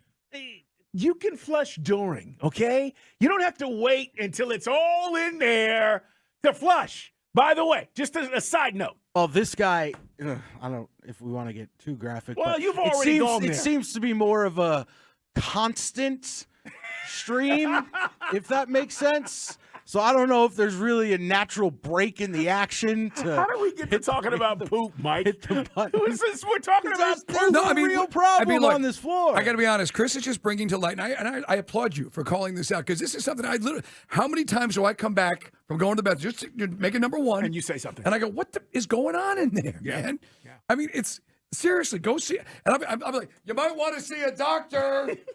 You know, or get some fiber in your diet or something. If you're that bad, bring some freaking Lysol in there, man. Yeah. I mean, that's another thing. In good conscience, unless I've got some kind of a stomach illness, I'm not doing that in the workplace. I'll save that work for home. Yeah, I agree. I mean, that's like when you're on the highway. Some things, I mean, unless you're really in bad sorts, you can't do a public steamer. You got to take that thing home. I agree. I mean, I have driven home 30 minutes, Mike, to make sure that I did it at home. I'm not going to do that. And you've seen this, like people stop restaurant. Yeah, you got a restroom in here. You're not here to eat. You're here to use the restroom. Anyways, I hope we get this cleaned up. I don't know who the culprit is, but whoever you are, if you're listening or this gets back to you, flush. PSA, people, hit the button. All right. So Russell Wilson, there's no way to transition from that, but I'm just going to start by saying he was poop last year. Yeah, well, he was. There you go. Yeah. So Russell Wilson has been sort of flipped in terms of the narrative about him in the NFL. For a few years, we all thought he was this baller, great guy, family man, Mr. Unlimited, goofy. And then we hear all these reports out of Denver that he's a diva, he wants his own locker, he wants his own office, and then they go out and, as you said, poop the bed last season. But DK Metcalf, his former teammate, shed some light on their relationship, and maybe Russ isn't such a bad guy after all. Do you and Russell still talk? Oh, yeah, probably every day. Still competition there between the two of you guys? No. We really don't talk much competition. It's more checking in with the family, checking out how each other's doing. So he seems to be pretty comfortable with his relationship with Russ. Maybe the narrative, it's fake news. Or is it? Or is he just simply being polite? Yeah, Mike. Turtle, here's the deal. I don't know. I just don't think Russ came in. There were two factors here. Okay, one I can talk about now because it's over and it's done. Nathaniel Hackett, okay, and ownership did not see eye to eye. Now, remember, Denver has new ownership now, okay? But he came in, and they screwed him, okay? He was behind the eight ball to begin with. He didn't get the support he needed. So when the owners aren't giving their head coach, who's new, the support he needs, and the quarterback has an ego as big as this room, something has to give. And so those two things clashed, and obviously the season went downhill. I don't think Russ is a bad guy. But I also think, Mike, that not everybody, and we've heard from various people through his career there in Seattle, necessarily vibe with Russ. All I need him to do, though, is be a leader as the quarterback of my football team. But it is funny because it sets the tone, and, they were a really hard-minded defensive team. LOB, Pete Carroll's a big alpha male. They did have, beast mode. They had a lot of good pieces around him. Like, I've always felt that he was undervalued at times. But, man, that was as ugly as it could be. And then when things are going south, everybody rips the Band-Aid off and all the stuff underneath comes out here. And, well, basically, it was inferred that he's a prima donna. He's a celebrity. He's kind of like that cult of celebrity now. And don't want to blame his. Remember I said last year I blamed his wife. It's kind of like Ciara's like Yoko Ono. She's breaking up the band. But there just seemed to be like a lack. You know what it was? There was at least the appearance of a lack of authenticity with Russ. Kind of like the way A-Rod operates. Okay. And that's what I thought. He's got to restore that this year. And I think he's got the right guy to help him do that in Sean Payton. By the way, I don't know if you guys have seen any of this. I got to see a little bit this weekend when the Braves were on Fox. They made a big mistake putting Derek Jeter and Alex Rodriguez on the same set. Those two gentlemen do not like each other. Well, we saw that in the Jeter doc. I mean, Jeter owned it, and so did, I think, A-Rod owned it. They, at one point, for those who don't remember, they used to be boys. They were two upcoming superstars in the league. They hung out, and then it went bad. Well, it's funny. I think Abe did this on Andy Randy last week or earlier this week. He played the sound bites, and they were asking, what was your best year in the league? And A-Rod talked about how he put a batting cage in his house, and he knew he had the MVP locked up in April, and so 07 was his best year. And they asked Jeter, what was his best year? 96, 98, championships, 2000. Yeah, the year they won the World Series. The team effort, the team really vibed. And I know it's easy to take shots at A-Rod because he makes it so easy. And yes, that Jeter did not do well with the Marlins and, chalk that up to maybe he was in over his head. But those guys are so diametrically opposed. Jeter's the guy you want to have a beer with. A-Rod's the dude I've always felt is not comfortable in his own skin. Yeah, he's the guy that will buy you the beer and then sit there and talk to you for 45 minutes straight about how great he is. All right, one more, because we got an extra couple minutes here before the top of the hour. There's a guy that stuck up for our guy. I'm talking about Michael Porter Jr. Sticking up for his boy, Trae Young. He was on Bleacher Report with Taylor Rooks, and he was talking about how Trae needs some. I am a big Hawks fan. I'm a Trae Young fan. I feel like, though, Trae is a bit misunderstood by people. What do you think people should know about Trae? He's another one of those guys who's just going to be himself unapologetically, but he doesn't want to play like a villain role. He's one of the nicest dudes, comes from a good family. He's one of my best friends in the league. Also underrated at this point. He led the league in points and assists, and then he wasn't an all-star. Oh, trust me, I am always on the Trae Young campaign. I'm putting Trae up there with pretty much anyone. He has a crazy IQ. I think he's one of the best passers in the league. He can shoot from deep. He is. No, listen, he's all that. Does it mean that, as she said, and hi, Taylor, she's from Atlanta, y'all. Is he misunderstood? I don't know if Trae's misunderstood. I don't know if that's been the narrative, Mike, that he's misunderstood. But I will say that you are finding more and more guys defending Trae than I think we thought. There's been this thing where he ain't got respect, he's not getting respect, and guys don't like him in the league. I don't think that's the case at all. I think there are a lot of guys who respect his game and understand what he's about. But, Mike, I can't explain what happened with the All-Star thing last year. I can't. Yeah, and I know that we made some, there were some articles that were written, and the sample size was roughly what? Less than 5% of the total vote. But there were some guys that just didn't have, for some reason, they didn't vibe him. Well, then why are you dapping him up after the game? Unless you're all a bunch of phonies. Because everybody seems to respect him after the game. Yeah. Knicks fans, I think players respect what he put on there. I mean, what happened after the amazing 2021 run? I don't know. Does he have a rep around the league with some guys? I don't get it. But, look, I think there's maturity. I think maybe we anointed him and maybe it was too premature. His dad kind of touched on that with our interview with him, right? He did. And now I think the process is moving along, and I think Quinn Snyder's going to help it. But I agree with what was said there. You look at what the guy's accomplished, take away whatever you think about, like his look or his attitude or his interviews. Guy's doing the work. Yeah. And when you talk to Ray, that's his dad, you don't think Ray's talking to him like how he's talking to us? Right. He raised a good son. He loves his son, and he's always going to defend him, but Trae has just not gotten to that point. And I said this, when you're 40 and you're making 40-year-old decisions, or you're 50 and you're making 50-year-old decisions, you didn't make those same decisions when you were 22, 23, 24. And we, as older men, can't expect Trae to make all the right decisions, even though we get frustrated at him. It's a process. So I'm all in defense mode at this point. New coach, new players, hopefully. And Trae's going to continue to do what Trae does. I'm all about guys defending him in the league like that. Well, you just touched on it right there, Carl. What worries me a little bit. If the Hawks don't make another big move, will some of that come back on the narrative that you guys are talking about? Now, we follow the team. We know that Trae needs help. What he needed, I'm telling you, man, you add take anybody. I mean, we were talking about all those free agents or guys we didn't get or whatever didn't happen. Mm-hmm. But, I mean, you could give me just a dude, a better than average player who's consistent, replace that with DeAndre Hunter, maybe beat the Celtics. You had the Celtics on the ropes. You bounced back and really had them in flux, but you didn't have he needed some help, and we don't have that help on this team. And nobody's doing it by themselves. No, that's at least big 2, big 3, big 4 these days. Absolutely. The closest would be Butler, but even though it's a different guy every night, but somebody's stepping up for the Heat. And they're trying to get Damian Lillard to prove because they know. Right. They need another one. All right, guys, we got to run. Big Dog Report coming up. Chris, hit Turtles music. Peter, stop violating our bathroom on the 9th floor. Yeah, Peter Burns, by the way, pushed back to 420, SEC Network studio host. He does a show on Sirius as well, and we'll talk to him at 420 about all things SEC Media Days. Kamari Lassiter also spoke today, so we'll push that back and let you hear him. Hey, coming up, though, you just heard Turtle. What did Kirby say today? And the question that has Mike and I scratching our heads, because as big of a story as it was, it's not a story for Georgia, but we'll let you hear how he answered it. Coming up on Sports Radio 92.9 The Game.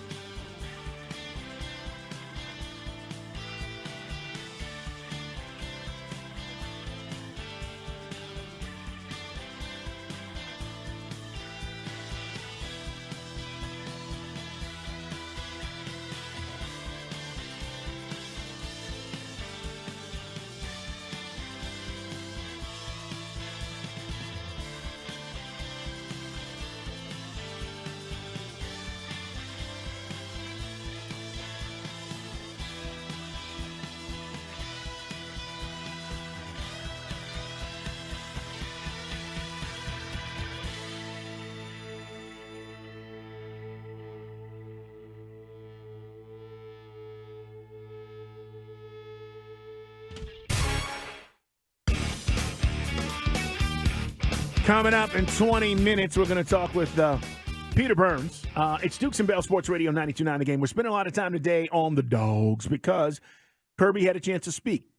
Again, think about all the times you heard him speak this offseason. Exactly. He hasn't. And when he did, it was a private session with media last week. Brock Bowers speaking to the media. Kamari Lassiter along with Cedric Van Pran. These guys are the leaders of this year's team. And he brought them to the SEC Media Days. And, Mike, I think, I didn't hear anything from Brock Bowers that I didn't expect.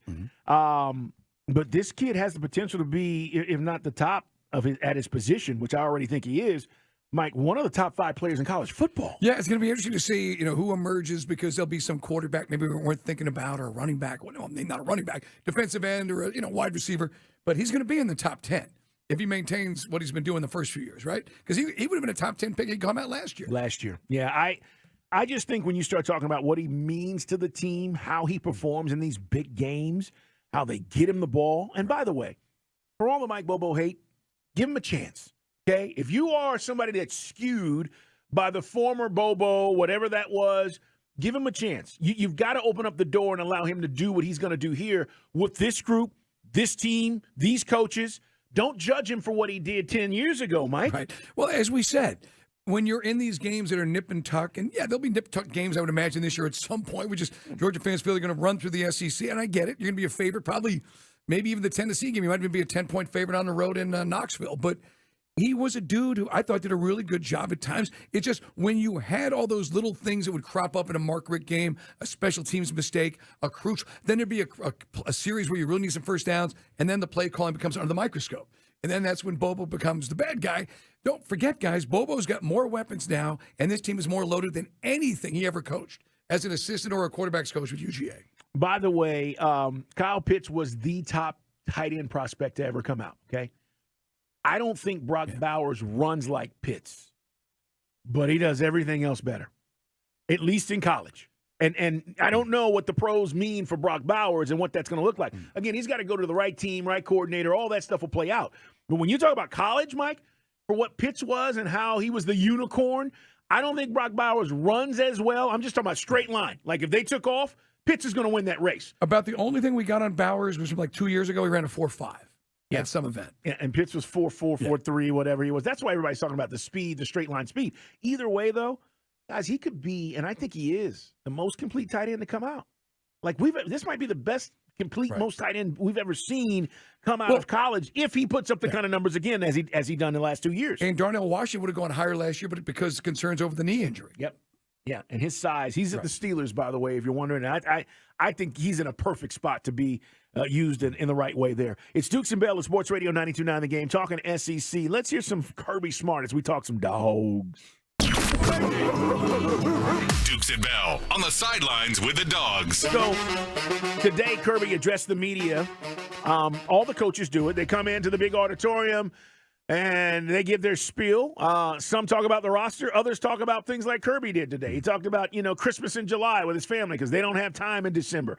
He talked about, obviously, the tragedy that happened in January. But he also got asked a question, Mike, and you and I both said, well, why are you asking Kirby about this? I get the gravity of the situation, but this Northwestern story with Pat Fitzgerald has everybody asking the question around college football about hazing. But knowing that I'm only going to get a chance to talk to Kirby Smart once, that's the freaking question you ask? It's like I can think of 15 other things I want to talk about. And we're not even going on the off-field stuff and the speeding tickets and everything else. I mean, there's a lot of things. Will your quarterback be able to handle the pressure? All the different things we talked about with Rusty Menzel. Yep. I mean, with all due respect, I mean, the Northwestern thing, and I know you covered this when Fricky was filling in for me. When I first heard that story, I was like, what the deuce? It was so creepy. Yeah. And by the way, Fitzgerald has been named in a lawsuit now with the university from one of the former players. One of the guys that spoke probably that came out. So here is Kirby answering this question. By the way, hazing's not a problem in Georgia. Hasn't been. But he answered the question. Here's what he said. Yeah, that's in our checklist. You know, I think every coach would say at the beginning of the year, you have a certain checklist you go through. And what's happened uniquely is that most of your roster is turning over in January. So a couple years ago, when we had 18 or 19 mid-years, we began doing an August session of this is our new team, these are our new players, these are our team rules, and here's the policies we go by. And then we have to do it in January now, where in the past, 10 years ago, 8 years ago, we never did this in January. But our team is turning over in January. So we do twice a year. We do education. We go through, and I lead that session because it's important to me that they hear it from me, and our entire staff's in there, and our entire players are in there. And that's one of the things that we talk about each time, not so much hazing as it is welcoming the freshmen. Yeah, we've talked about, recruiting visits and everything from there to when you got the freshmen. Yeah, you're maybe going to carry the pads of the upperclassmen. But, I mean, when I heard that, I read the article from Northwestern, I was like, what? It's just, you and I were talking off there. That's not even something you heard like in a Pat Conroy novel like Lords of Discipline, about the Citadel. It was just so creepy and it just, bleh. And I'm like, really? That's what your upperclassmen do, huh? Okay, alrighty then. And for those who are not getting the gist and you don't know the story, Mike's talking about some of these guys that got hazed verbally, but they talked about the physical abuse, and part of that was humping. Yeah, physical contact between the male players with the other players, and it just seemed like, I don't know what that's about, but that was something that apparently went on for a while. John Doe is the guy in the lawsuit. They're not giving his name. Sure. Apparently played at Northwestern in the last 4 years. All right, more about Kirby, and what did he say about the speeding issues? Someone did ask him this. And here's what he said in regards to what's been going on with the speeding tickets. I'm disappointed anytime we have traffic incidents. It's very evident when you look at it. We've had traffic citations and incidents throughout the history of being at the University of Georgia. And we actually don't have more now than we've had in the past. So what concerns me most is the safety of our players, all right? And when you drive at high speeds, it's unsafe. And we don't want that to happen. We're going to do all we can to take that out and make sure that's eradicated. But I'm also smart enough, Pat, to understand and know that 18 to 20-year-olds is when this happens. When it happened to me as a student athlete, that's when speeding happens. What we want to do is take that out and make it safe and not have high speeds. If somebody's going to get a speeding ticket, it should not be a super speeder. Pat Forty was the guy who asked the question, and we had Pat on our show throughout the course of the football season. Mike, he's right about this. Like, we all make mistakes. You speed. All right, I was going 7, 10 over, 12. Super speeders and reckless driving, those are the issues. So Kirby is right. Like, I can't tell you that every kid is not going to run into at some point get a speeding ticket. Right. All right? Especially when they set up, you guys know what I'm talking about. They set up these traps out there for you to get a ticket. But he's right. I shouldn't be going 25 over, Mike, or I shouldn't be out here reckless driving going in and out of lanes. But for what it's worth, I know a lot of things that came up after that AJCP said, is the message getting through to players? Because just no sooner has come out, you get another one. But in this case, it was Cedric Van Pran, who's apparently speaking to teammates, talking about the speeding getting out of control. A bunch of guys spoke with him, he said Tuesday at media days. So we've been pushing guys to make sure we're conscious of how we're affecting UGA. So you are getting upperclassmen leadership. I know that you heard some other players talking about it as well. So for what it's worth, they're aware of it, but it's still 18 to 20-year-old kids. Look, the one thing about speeding, and like I'm always guilty as charged, as you guys know, because I'm usually paying off a speeding ticket here or there. To do it on the highway, it's one thing. Surface streets, that's where it makes no sense. And that's dangerous. where That's where when you've got a mom in a minivan pulling out of the store. That's where you don't need to be doing. That's where people get killed. And look, I get it. You'd be killed on the interstate. Well, I'm not trying to rationalize it, but this makes really no sense. And the guys have got to get the message. Yeah, I can't be going 80 in a 40 or 80 in a 35, to Mike's point, on streets with stop signs and all the maneuvers and pedestrians and all the things that are going on. It's Dukes and Bell at Sports Radio 92.9 The Game. Talking about Kirby Smart today. And by the way, Van Pran added, we've definitely made some mistakes. We want to respect and show love to the people who really support us. Coach Smart is really trying to emphasize to the guys, we need to take care of the university. So message coming across. Lassiter said some of the same things. Yeah, because here's the reality. As much as we think that cops are out to get them, they're probably more on their side. Listen, there's not a cop in Athens, all right, that really wants to stop a football player and then have to take him to jail. There just isn't. I mean, Mike, most of these guys, to the whole sexual assault allegations, most of these guys, all right, and this is a broad brush, but I'm just telling you, they are for the dogs. They want to make sure these guys are okay and they're taken care of. They don't want to see them out drunk driving. No, and there's in the first AJC article, it talked about the speeding.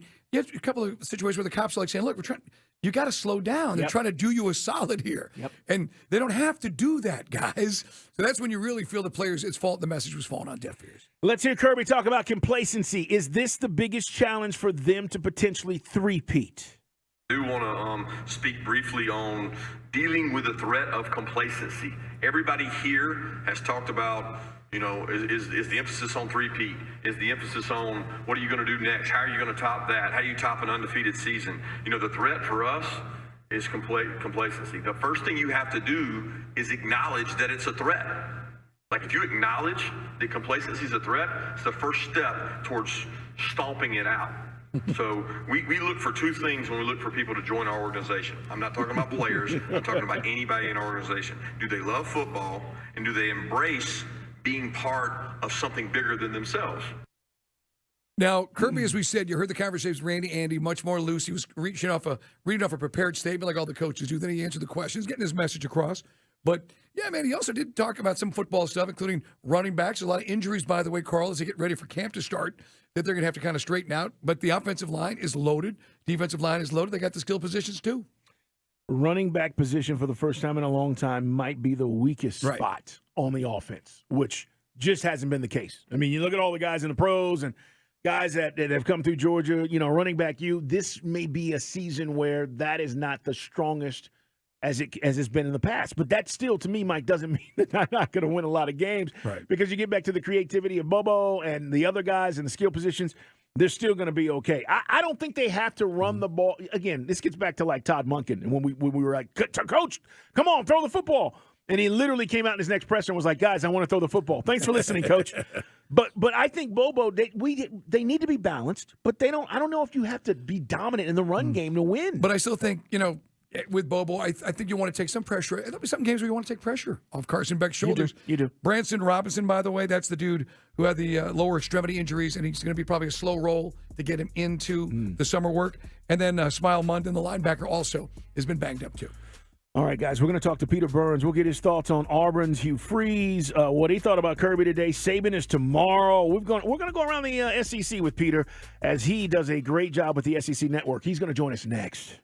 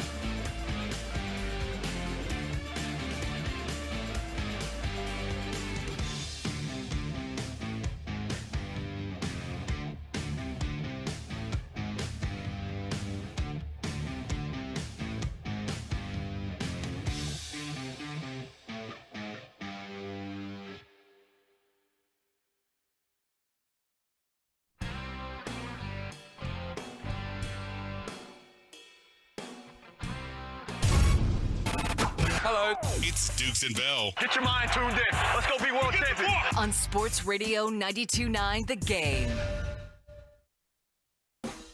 This hour is brought to you by Mark Spain. We've been talking about the SEC Media Days all afternoon. Kirby speaking today.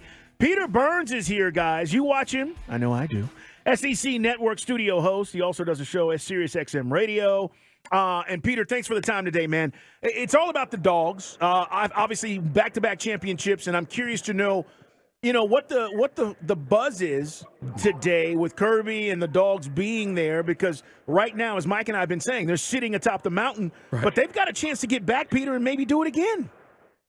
Yeah, since the first time since Minnesota's done it since the mid-30s to go, to three-peat. I think that's the biggest storyline of all of college football, not just in the SEC. Is hey, are we seeing something in a greatness level that Kirby has had? And I think the thing that I took from Kirby is how comfortable he is in his own skin here this week. I remember seeing Kirby when he first got here, and he was kind of learning the ropes of how Media Days goes. And when he walks in now, he commands that room. It's the same command that Nick Saban has had ever since that we've launched the network and we've covered these things so closely. But when he shows up, you're just like, oh, hey, everybody's eyes turn. Like some supermodel that just walked in the room, or it's like an SEC coach supermodel. Is like, Kirby's here, the champ is here, and they act like it. And listen, they're the gold standard of college football right now, and everybody has to try to catch him. Yeah, there's other slogans, obviously. Better never rests is the new one. That doesn't challenge us won't change us. That was last season. But yeah, we love these coaches. Like, you go to any college football program, they always have like 19 different slogans or maxims, and it'll be like, and I'm like, whatever, man. Whatever, however you guys get motivated, and that's clearly part of like, how do you motivate this team, right? That's been told they're the greatest recruiting classes, that they won back-to-back. How do you stay fresh? And I think Kirby is the kind of coach that keeps them fresh. And that's it. We joked around because we're jaded, because we're media. But as long as an 18 to 20-year-old kid buys in, and you're hearing that from the upperclassmen, they buy into this. We've said it's his own stamp on the Saban business model. Well, it is, right? I mean, and that's, it's, remember the drug PSAs back in the 80s? Like, I learned it from, why are you doing that? I learned it from watching you. Remember that? Like, that's basically what Kirby is. He learned it from watching Saban, how he built this program, not necessarily on the field, but I think more importantly, guys, behind the scenes. Support staff, recruiting. How do you set up a college football program like an NFL franchise? That was Nick's brilliance of what he brought to Tuscaloosa and why it worked. Kirby has done that, and he's done it with an incredible fertile recruiting base, and he's taken it to another level. And I think it's good for Nick Saban as well, too. I think, listen, when David Pollack sat there on that set with Nick Saban and said, Georgia's the gold standard of college football, don't think that didn't get Saban fired up. Right. Yeah, I loved watching it, and there was no lie said about what Pollack said, and I think that's going to motivate Nick and those guys to have a good year. Peter Burns, our guest, guys, studio host, SEC Network. I got to tell you, I am thoroughly impressed with Brian Kelly. Now, watching Notre Dame and not liking Notre Dame football for most of my life, I didn't pay as much attention to how good Brian Kelly is. I'm curious to know how impressed you've been with him coming in, what he did in year one, and what the expectations are moving into year two. I hated Brian Kelly growing up. With a passion, and I'm an LSU guy, right? Like, because I was at Notre Dame, I always felt like he was kind of whiny, and I'm like, all right, whatever. And then I realized when you sat down and talked to him, I've been down to Baton Rouge to give some speeches out there and had some meals with him and stuff like that. You realize why it works, why he's a Hall of Fame coach, is that he's a CEO. Right? Like he comes in here and he handles things a different way. There's a professionalism. And I vividly remember, guys, as soon as Brian Kelly was hired, I got a text from one college football coach and a couple of buddies of mine that work for the SEC Network and ESPN, and it says, uh-oh. And I was like, you don't like that hire? They're like, no. They're like, LSU finally has the adult in the room. Right. And they said that was going to unleash something different. Now, I didn't think it was going to mean a trip to Atlanta in year one, but he just has created this different mindset where you always know he's in charge, and you know if you trust him that things are going to work out right, and it already has. Guys, I'm picking them to win the West. I'm not picking Alabama. I'm picking them to win the West. Jaden Daniels, you bring back both your coordinators. The defense is going to be good. I just think that now LSU has that grown up in the room, and the sky's the limit. Peter Burns from SEC Network, guys, with us here on the WadeFord.com hotline, ESPN as well. Yeah, we agree everything you just said. Yeah, because and also not to belittle LSU, but the standards are different. It just seems like Notre Dame kind of believes their own hype, and I mean, let's be honest, they had different standards when Lou Holtz was winning national championships there, and now at LSU, he can get back to football factory mode. Well, and it's no different than Mark Richt being at Georgia for a while, right? Mark Richt, a legendary coach, awesome, one of the greatest guys in the history of just in life. Mark's awesome. But at some point, there was a governor switch of where that program could really go to if the right guy was there or a different mentality was there. Right. Kirby has shown that, right? And I think that's the thing with LSU. They've always had this roller coaster ride of really good and really bad at the same time with Les and Ogeron. But then now it's like, he knew, hey, I could do pretty good at Notre Dame, but my goodness, I'm driving Ferraris and Lamborghinis with these athletes that I have at LSU, and now the sky is absolutely the limit. And listen, I don't think they're going anywhere. But I think the West is really intriguing because while I love LSU, Bama's just right behind them, and I think people are sleeping on A&M. I frankly think A&M's offense is going to be fantastic this year. Well, listen, they got a bunch of guys returning, right? 10 starters. Speaking of A&M, so does Jimbo give up the play calling duties or not? I didn't feel like he answered the question, Peter. Oh my God, that was just that's the biggest fail that we had all week long. All Jimbo Fisher had to do, guys, was come in and say, "I hired Bobby Petrino because he's the best offensive mind of the game. I'm getting out of it. We're going to be awesome." And nobody would have said a word. Everybody would have been like, "All right, sounds good, man. Jimbo Fisher and A&M, they got it all figured out." And that's all he had to do. Instead, Jimbo goes, "Well, I mean, probably, I don't know. He might better like Jimbo on it." Right. And I'm like, what the hell are we doing? All we got to do, like, literally lie to me. I'm asking Jimbo Fisher to lie to me and say that Bobby's going to run his offense. And he decided not to do that. So, again, man, sometimes I think A&M is a sleeping giant. I think they get in their own way. And this is another occasion where I thought Jimbo Fisher got in his own way. And it was just, he stubbed his foot when he didn't need to do it. We said the same. You nailed it. He goes into like Boomhauer mode from like King of the Hill when he gets like that.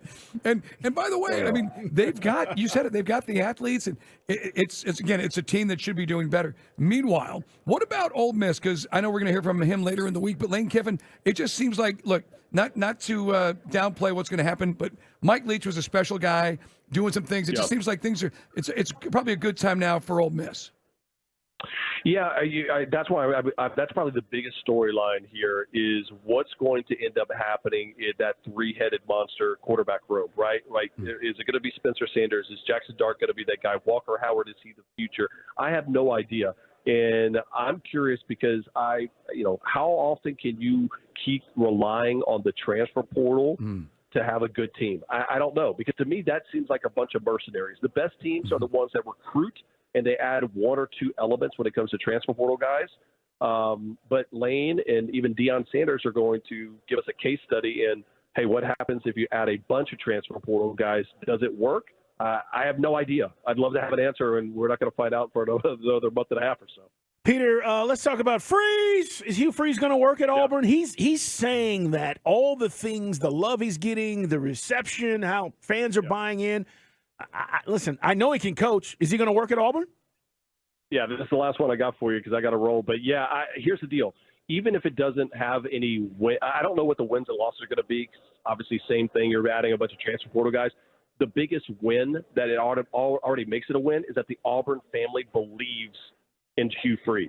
And it's been over a decade since there's been this good enough of a vibe around the program. And so just having a good vibe around Auburn is worth his weight in gold. So, yes, it's automatically a win no matter how many wins he has this season because they're all headed in the right direction. Hey, man, Pete, we really appreciate this. I hope we get a chance to get you on later during football season, man. Great stuff. Hell yeah, man. You guys are awesome. Looking forward to it. Good stuff, man. Peter Burns, appreciate you. Keep up the good work, bro. All right, there he is, Peter Burns. The Kirby stuff, we kind of mentioned this as we started the show today.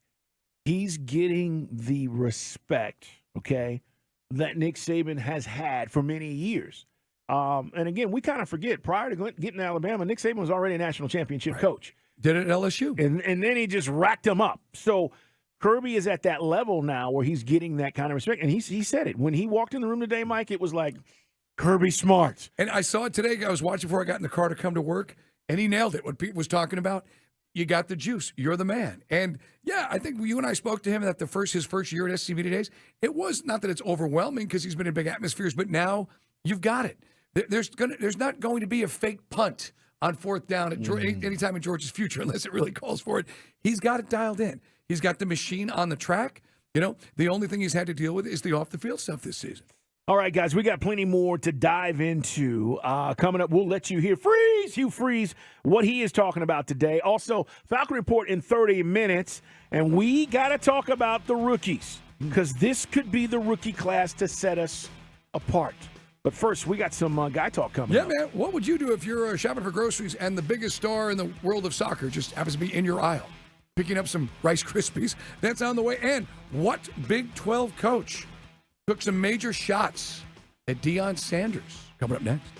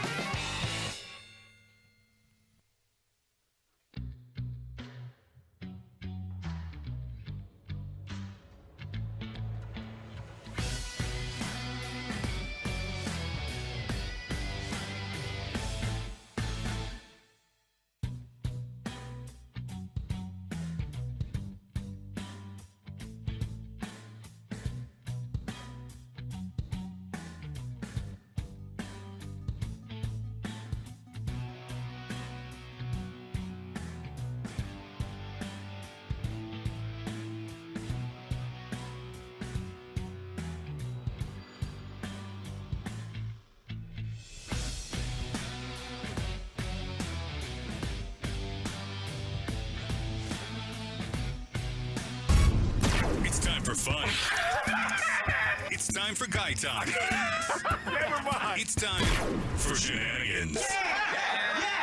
Yeah, boy. On a Tuesday, it's Dukes and Bell, man. Hope everybody's having a good day out there. Man, it's just yucky with the smoke, I guess, from Canada coming back down. The air quality was out there mowing the lawn today. I was like, man, what's going on? It's nasty. Handle your fires, can you, Canada? I mean, you're ruining it for everybody. Right. The air quality is completely. Listen, I told Chris this. Coming up 75, or coming down, should I say, there's a point where you can see Midtown, and it's like, oh, I couldn't see anything today. It was just an outline of smoke. Miserable. So just be careful out there. Did some work. Also, I was rehearsing. Very proud of me. I was doing more band rehearsing. I got this gig coming in. My first drumming gig in like 40 years. Well, it's been a while. You showed me a video of you guys playing at least one song. Right. If you didn't tell me you were playing drums, I would not have known. It sounded great. Thanks, man. So I couldn't tell the difference. We'll post a video later in the week. But my buddy Ron, I play golf with this guy. So you're playing golf with your buddy. And, as we became pals when I moved down to the South Side, down Peachtree City way. And I'm like, so what do you do? And for fun, he goes, well, I got a band. I do a lot of Elvis stuff. I'm like, what? And Ron went to FSU, and he's really good. So we're playing at Braylon Country Club coming up on Saturday, and it's going to be a lot of fun. Ken plays guitar. And so just to give it more feel, because usually they play to a track. Sure. You're going to bring percussion in. So you know what Elvis, when you do like the big bom, bom, bom, bom, and Elvis, it'll do the whole Elvis thing. So basically, it's because, so I'll be playing to a track, but I'm still going to be in time. Otherwise, the whole thing looks intense, sounds terrible. So it'll be a lot of fun. So hopefully it goes pretty well. I'll let you know how it turns out. Yeah, man. Good luck. Monday. Hey, I know you talked about the Lionel Messi thing, about the fact he was spotted in a Fort Lauderdale area Publix. They finally did all the math. The value of his appearance on social media, $3.1 million for Publix. In value for Publix, and about just about the same for the beverage that was in his cart, the High Noon. Crazy. Because High Noon we've talked about. We did this. I think it was last summer. We were talking about I fought those for years because I thought the Trulies. I'm like, that's not a real drink. And now I got to be honest. A lot of those are in my cooler, especially down this last vacation. They're easy. Florida. But the High Noons, apparently High Noon got a huge bounce from that as well. Isn't that crazy? Yeah, we just talked about the fact that people recognized him, and It was like, is that Messi?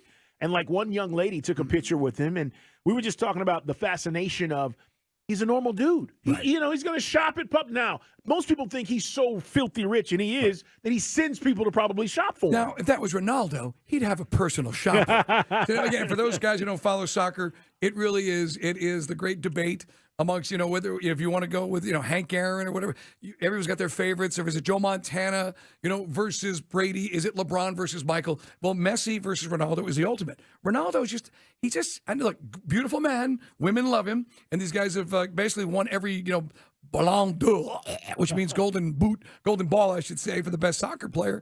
But it just seems like Messi's the dude you want to have a beer with. And Ronaldo, he took the money. He went over to Saudi Arabia. No one's going to see him play over there. Here's Messi, basically the biggest move since, Pele came over here. Then you could argue David Beckham a little bit later. Sure. So it's just so kind of cool that there he is in a Publix.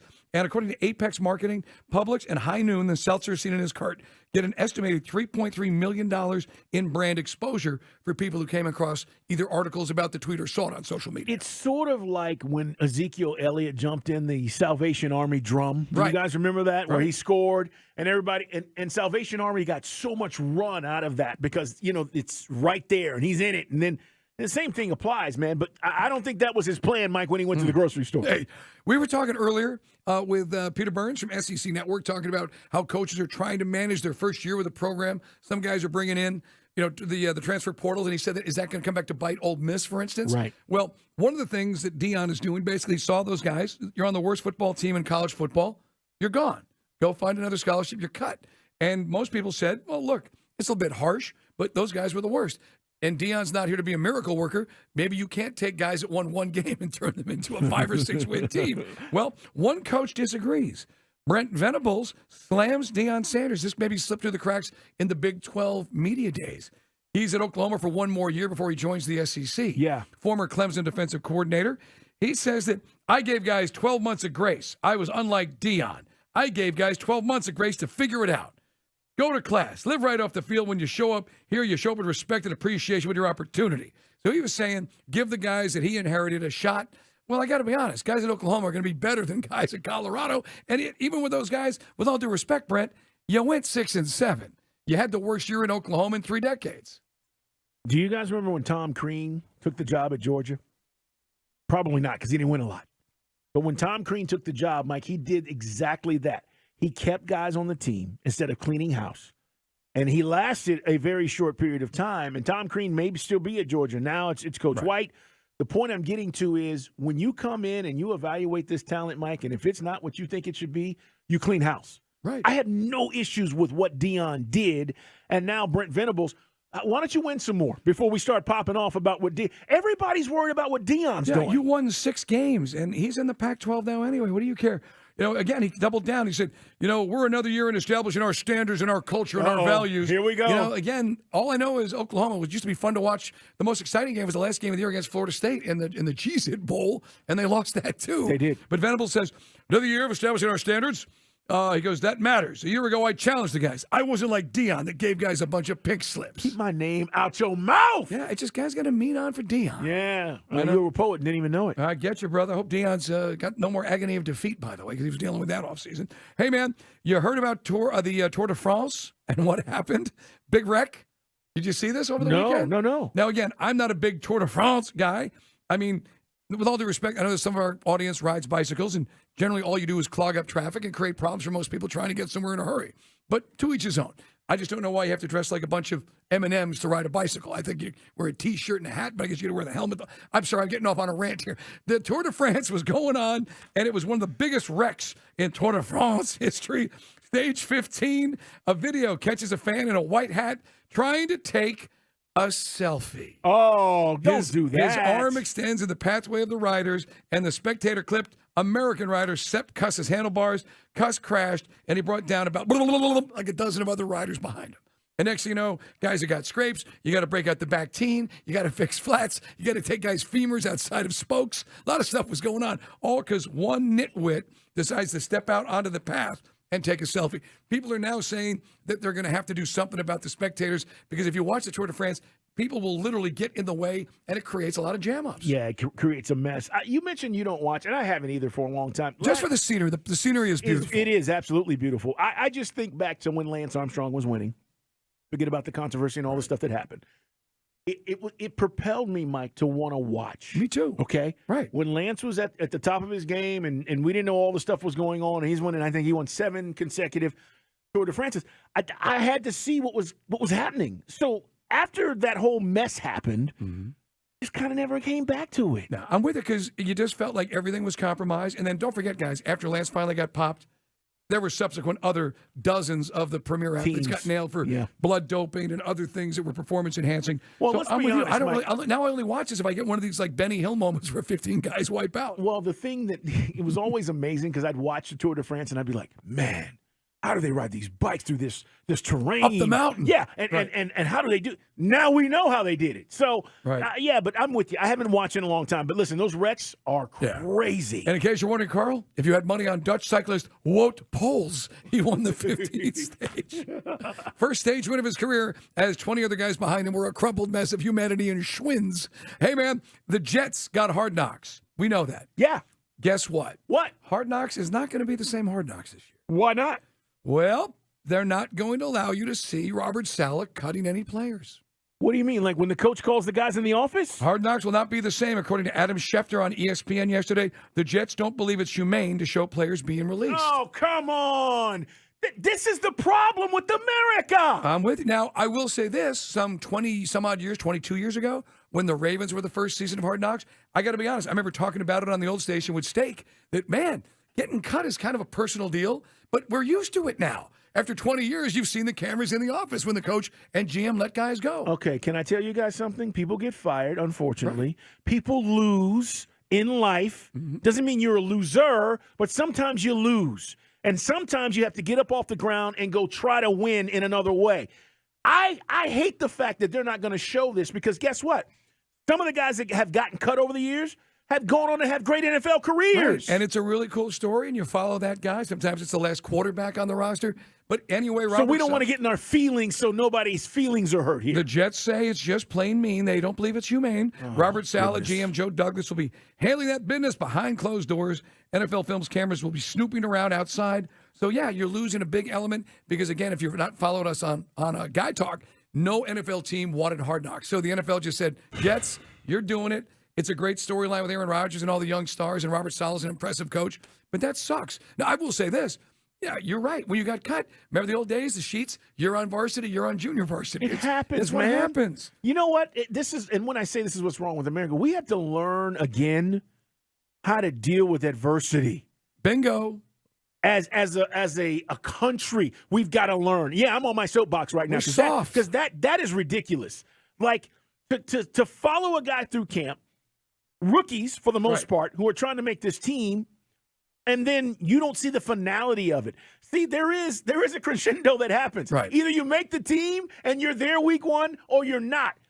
As a viewer, I want to see a guy that you follow. So you're telling me they're going to follow, 66 So now for 4 weeks, and then I don't know what happens to 66. And then you're going to see the dude from Kent State with his, that embarrassing moment where he's got the trash bag with his extra sneakers, walking to his Saturn because he hadn't made the money yet.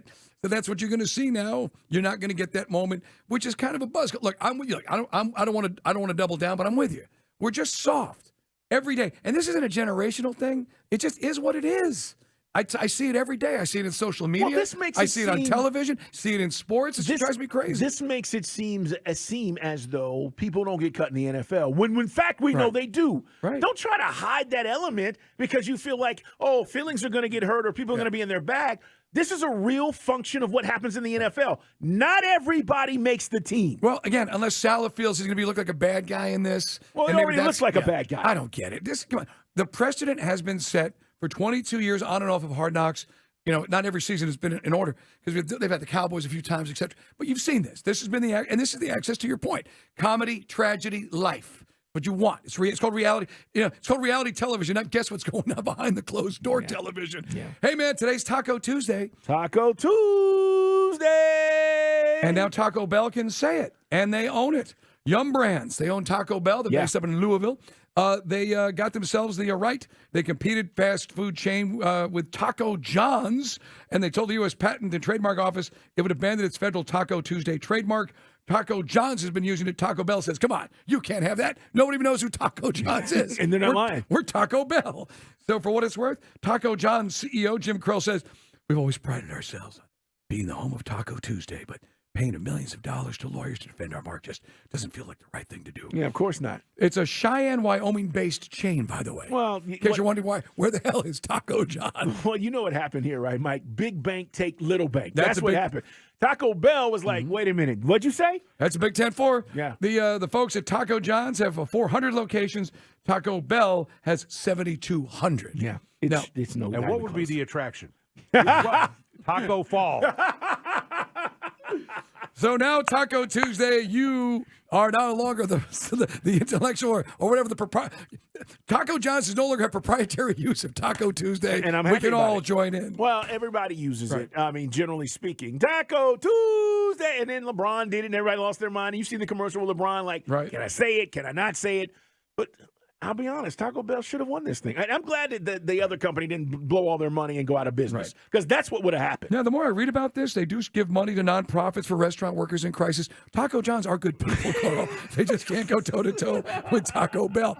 And by the way, I'd go Taco Juan, not Taco John, but that's just me, and that's Guy Talk.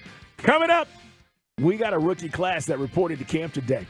Is this rookie class going to take us over the top? And this running back situation is getting out of hand. It's Dukes and Bell on Sports Radio 92.9 The Game.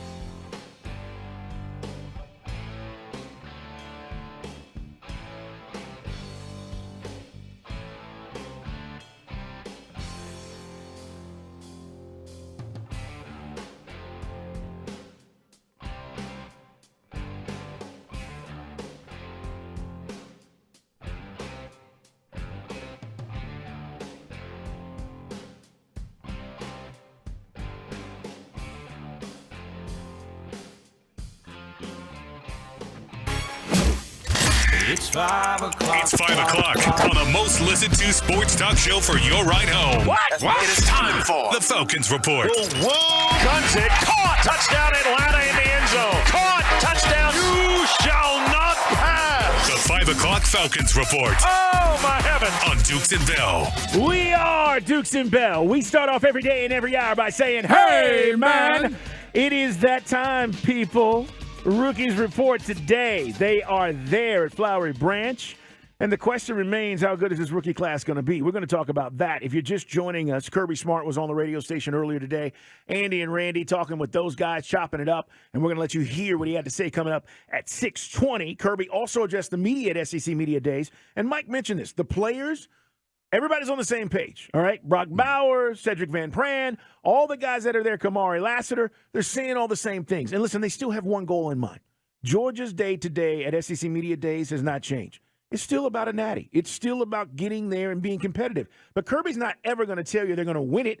He's just saying, hey, we're going to do all the things we can, Mike, to put ourselves in position to win it. And you and I were talking about it. Was there going to be some kind of gotcha moment? Well, Kirby was never going to let that happen.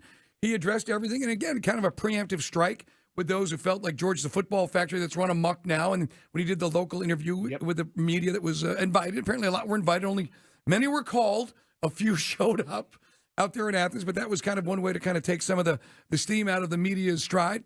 And then, Pat Forty asked the question about the off-the-field stuff with the racing and the speeding, and Kirby addressed it. And the fact that the players are taking more of a leadership role. I mean, look, you knew that it could have been maybe more prickly, but there was no Mike Wallace kind of moment in this thing. No, and again, I thought he handled himself, and the program was well represented as we expected it to be. But if you were ever going to try to ask these questions, today was the day. Because I got to tell you something. At the end of the day, it's not about this stuff anymore. No, and Mike, they're going to turn the page, and they're going to start worrying about what's happening on the field.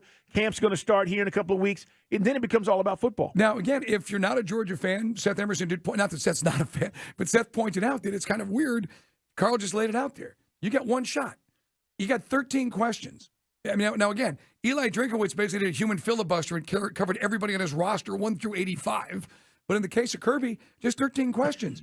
And only one question, Carl. Same amount of questions asked about what the hell was going on in Northwestern's hazing versus one question about off the field. So, it really was, maybe the format needs to change. There's no really hard follow-ups. So you basically get the one guy who got a hard question, and instead of somebody asking a follow-up, some guy goes, what about Billy Joe Brubaker? You just don't get that, that kind of like rat-a-tat-tat with you would get with other major media events. I don't know. Yeah, the continuity of this is where we're at, and we're going to stay on this until we get all the answers. Right, exactly. More on Kirby coming up. You'll hear it in less than 10 minutes. Also, Hugh Freeze speaking today. Auburn fans, we know we've got a lot of War Eagle alums in Atlanta, I think more than anywhere in the country. And listen, I think fans are excited about Hugh Freeze.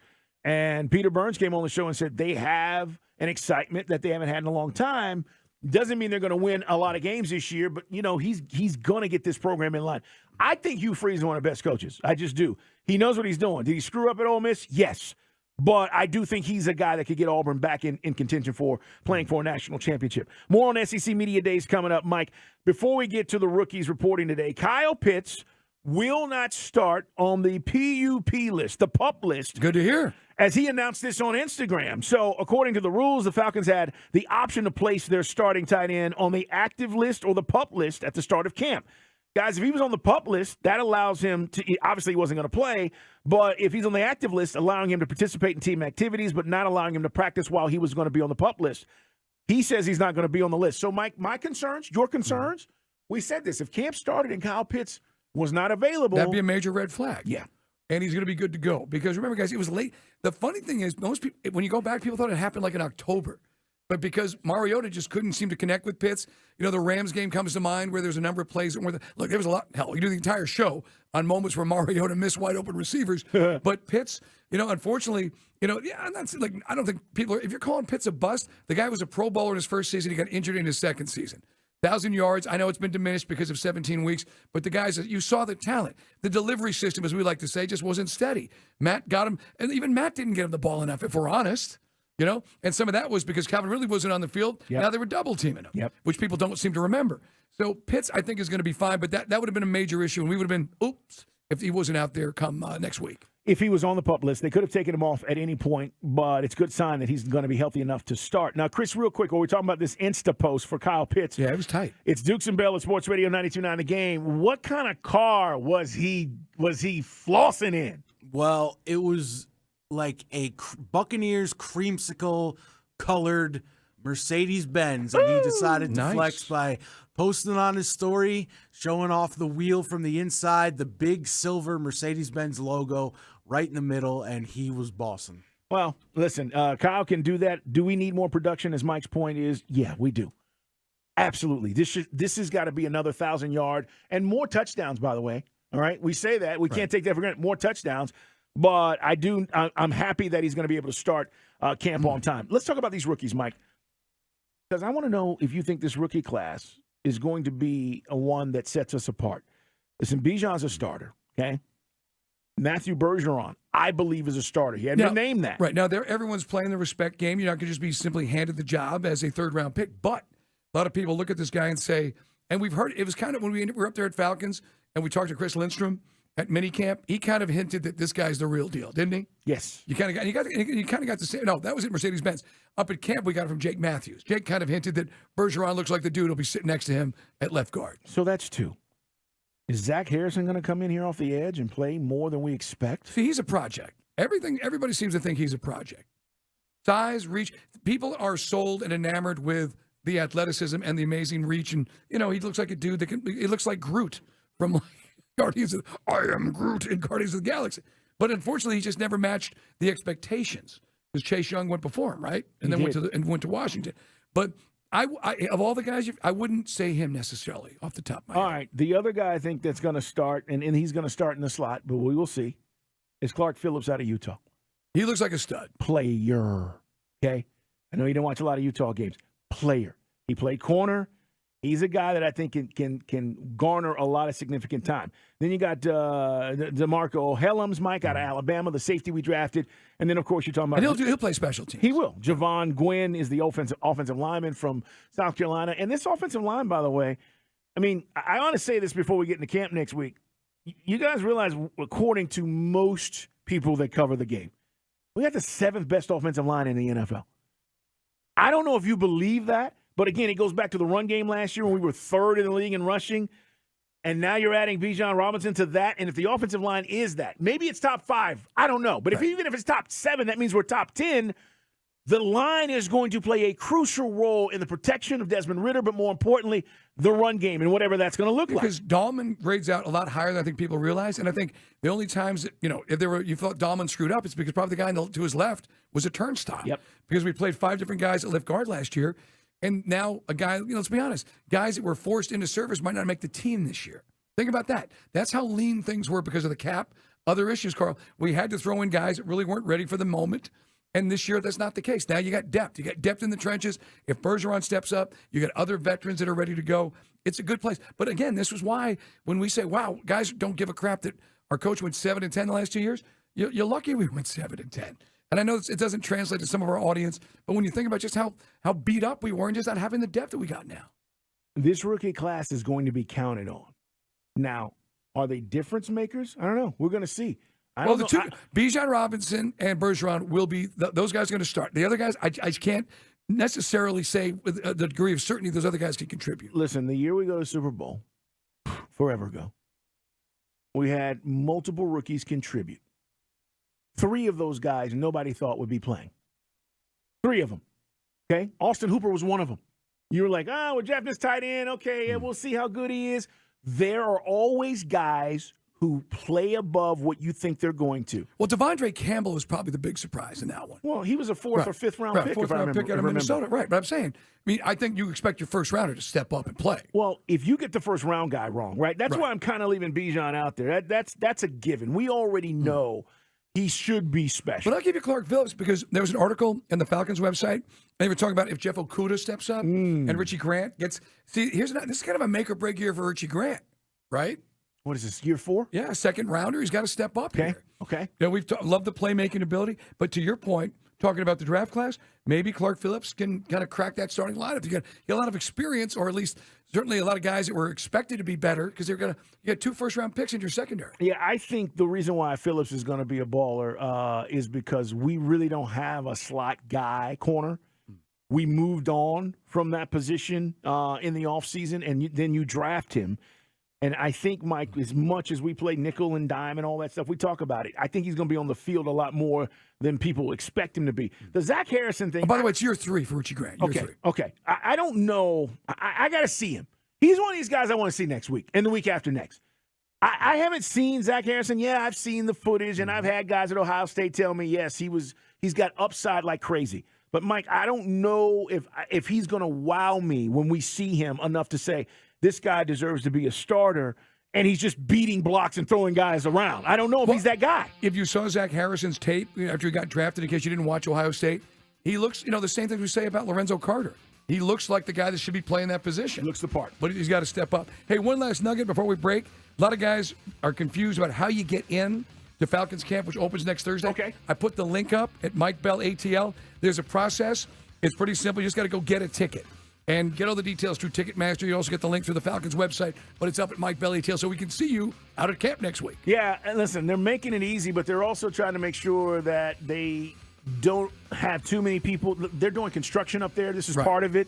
And a big weight room. There's stuff going on, and they just want to make sure that they don't say, hey, everybody come, and then everybody's like, I came, and I couldn't park, and I couldn't do this. Right. So that's what the ticket thing is, but you're going to be able to go check them out. All right, guys, coming up, Strong Arm Story of the Day. Kirby Smart is that SEC Media Days. We're going to hear from Hugh Freeze and hear what he had to say today as we talk more about SEC Media Days next on Sports Radio 92.9 The Game.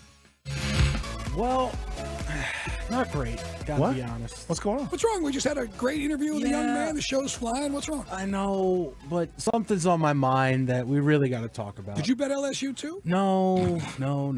That would require having money. Here's the thing, guys. We have a problem at our company. Uh-oh. I usually don't bring these grievances to air. We handle things internally as they should be handled. But we have a serious reply all email chain problem going on at this company. It is taking levels to which I have never seen before. Having worked in the NYC corporate office, they didn't have this problem there. Atlanta, Odyssey fam, I love you. I love you to death. We have to stop hitting reply all. Okay, so in most of these emails where there are multiple people on them, and in most cases, for those of you who, you're in the business world, whatever you might do, you've gotten emails. But for us, the programming department, which is what you hear, this is the on-air staff, the guys behind the glass, all right, we are all considered one big family. So usually we're all on one email. And usually you see on that email, please do not reply all. Normally. So you're saying people are disregarding that and still hitting the reply all button? Within the past week, we have had 2 separate email chains that have hit double-digit reply lengths. And my email, which as a producer for one of the biggest shows in Odyssey Atlanta, if not the biggest show on Odyssey Atlanta, this is true. I need to have my email ready, on, and available. So every 5 seconds, when I'm getting a ping, ping, ping, ping, and I think it could be related to a guest, or it could be related to a sponsor, or related to a live read that one of you guys has to do. No, it's just people saying congratulations or thank you to the same person over and over and over again. It is aggravating when you're in the middle of something and that little dunk in the window opens up, and it's superfluous, to paraphrase Chris. Apparently his job is very stressful, and these why are you using big words? Annoyances apparently are just ruining his day. That's why I don't. That's why I have my own private email and I stay away from everything in the corporate. And that's also why I always miss those training videos till I check my emails once every 6 months. Yeah, I always tell them to send it to my other email too. And then I remember we had one boss who was here who was like, "I'm not going to send it to another email. What's your company email?" I was like, "Well, then I'm not getting it because I don't check that email that often." I'm with you. But Chris, I get it. I wish my voice could have a little bit more to it today because I want to scream right now because I totally agree with you, but I can't. So I'm just going to say what needs to be done, Chris. How do we put a stop to this? Well, here's the thing. People need to understand. See, this is how it works, guys. We get these emails and it's like, oh, so-and-so employee is going on this radio show, or they're going on a TV show, or they have a book that's coming out. Okay, great. I'm really glad that there's people within our network that are shining and doing well. All for it. When you hit reply all, that's a strategic move. What do you mean? Because you know what the first option is when you get an email like that? Reply, not reply all. You're saying they definitely want everybody. When you hit reply all, it's a choice. And by the way, yeah, he's saying it's a selfish move. You're being lazy. You're not taking the time to at least click one thing, lie down, and then go. By the way, I'm only 295 unanswered unread emails in my corporate right now. So do continue, Chris, while I delete all of these. It's the first time you've looked at it in a while. Yes.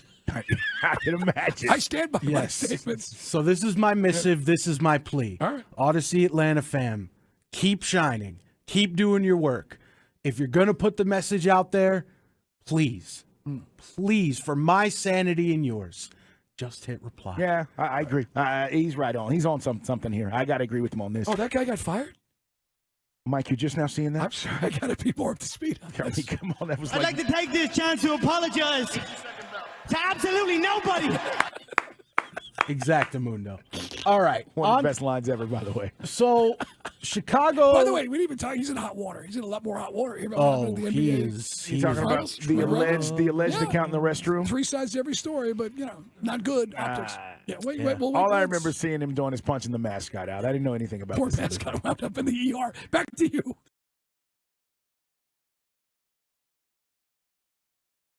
Come on out and join. I need to crash at your house tomorrow after the show. Because I just did one of those things that I do from time to time. And usually... Wait, what do you mean time to time? When I'm about to do something, make a purchase, and I turn to you as if somehow you're the voice of reason. Because we maintain this... What did you do now? We maintain this sort of Gumby and Pokey. I'm the Gumby, I'm the stupid, wacky one, and Pokey, that's Carl, because he's the voice of reason generally. Sometimes. Yeah, sometimes he goes Gumby, too. What did you do? I bought a brand new drum set. A real drum set. You mean a real drum set? Yeah. Wow. Can I ask how expensive this drum set was? I'm sorry? Are you serious? 5 figures. You just purchased this? During the commercial break. Isn't technology amazing? What are you going to do with this? Okay, so I have an electronic kit. And you've seen the photos. If you see us when we work from home sometimes, or I'm posting photos from my office, I've got a plastic, it's a nice electronic kit. But when you play it, it feels like you're playing Tupperware. I've got a gig in July. I'm actually playing with a band again. Okay. My buddy Ron is doing his big show at one of the country clubs down in Peachtree City. I'm going to be playing drums. So I figured, I'm going to borrow somebody's kit. I want to get my own kit. Got my own set. So you just bought a drum set. Cymbals. I didn't buy the gong. I didn't go that far. Yeah. But I mean, real acoustic drums. Okay, that my wife is now going to freak out over because it's loud. The whole neighborhood's going to hear it. Well, yes, Mike. I mean, usually you play the drums in a studio that's soundproof. Yes. Does your wife know this? Look, if she's listening now, and she's generally watching, listening, judging, she does notice. So, Becky, this is the nice way of us kind of breaking the ice on the whole drum kit. Oh, my goodness. But the good news is, and there is a silver lining, my wife is the most improved golfer at the country club, and she plays a lot of golf. So when she's out on the links, I'll just be out there doing my thing. I can't wait. I can't wait. I can't wait. And now all I got to do now is, and I'll reach out to our buddy Eric the engineer and say, we got to just find a way to get some old rugs and just do a grab ass version of soundproofing. Well, you've got a plan. I mean, come on. I mean, you just did this without telling your wife. Honey, I'm bringing a new drum set in. I wanted, there's nothing like. You know what it was? It was Monday or Tuesday. We had the meeting with the guys from the soccer thing. Yeah. And they have a real drum set on the 8th floor. And the last time I wailed on that set, it was right over WAOK and V103 studios, and Reggie came running up. What the hell's going on? There's nothing like playing the real drum. So there you go. So, honey, bought a real drum kit. The only thing that'll be in the air tonight is Mike sleeping on the couch. Listen, I used to make fun of him because when he lived in Midtown and he played these damn drums, and he'd be like, what you think? And I get a picture of him playing the drums at like 1 a.m. Right. So I'm glad that you are going to fulfill this need that you have. Yes, I want it. I must.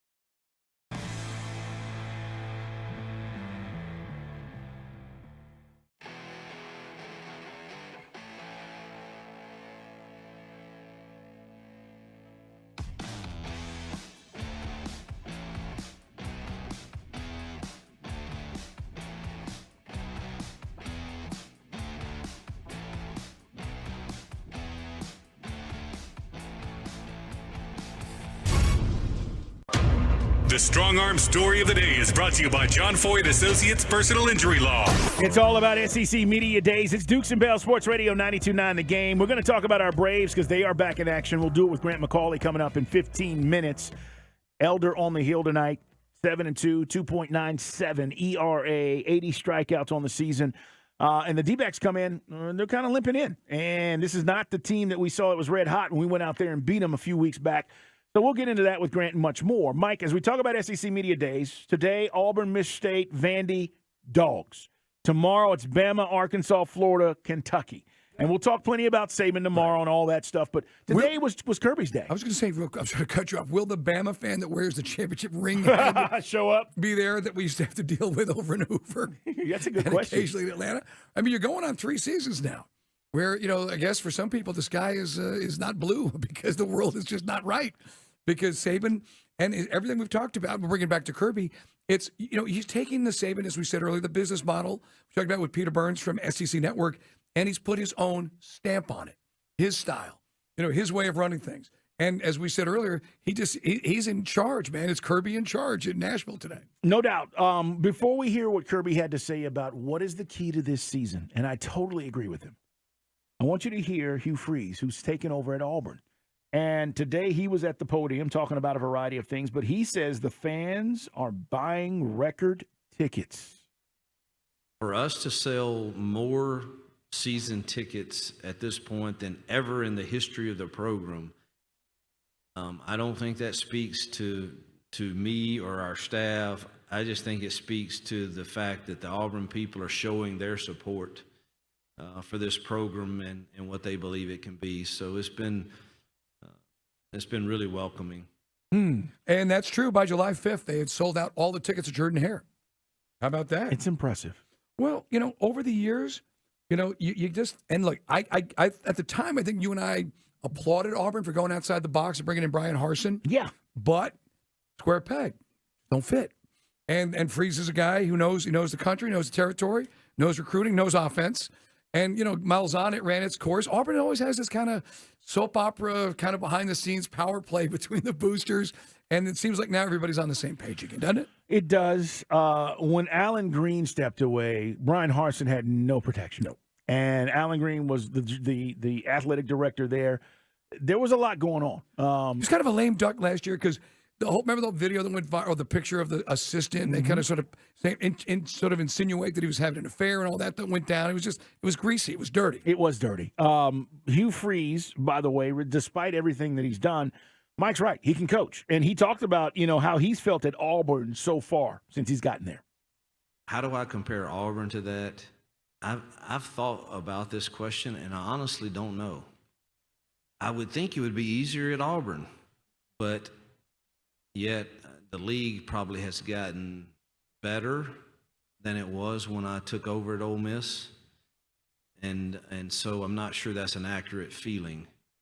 Now, I was blessed at all of those spots to have quarterbacks that played really well.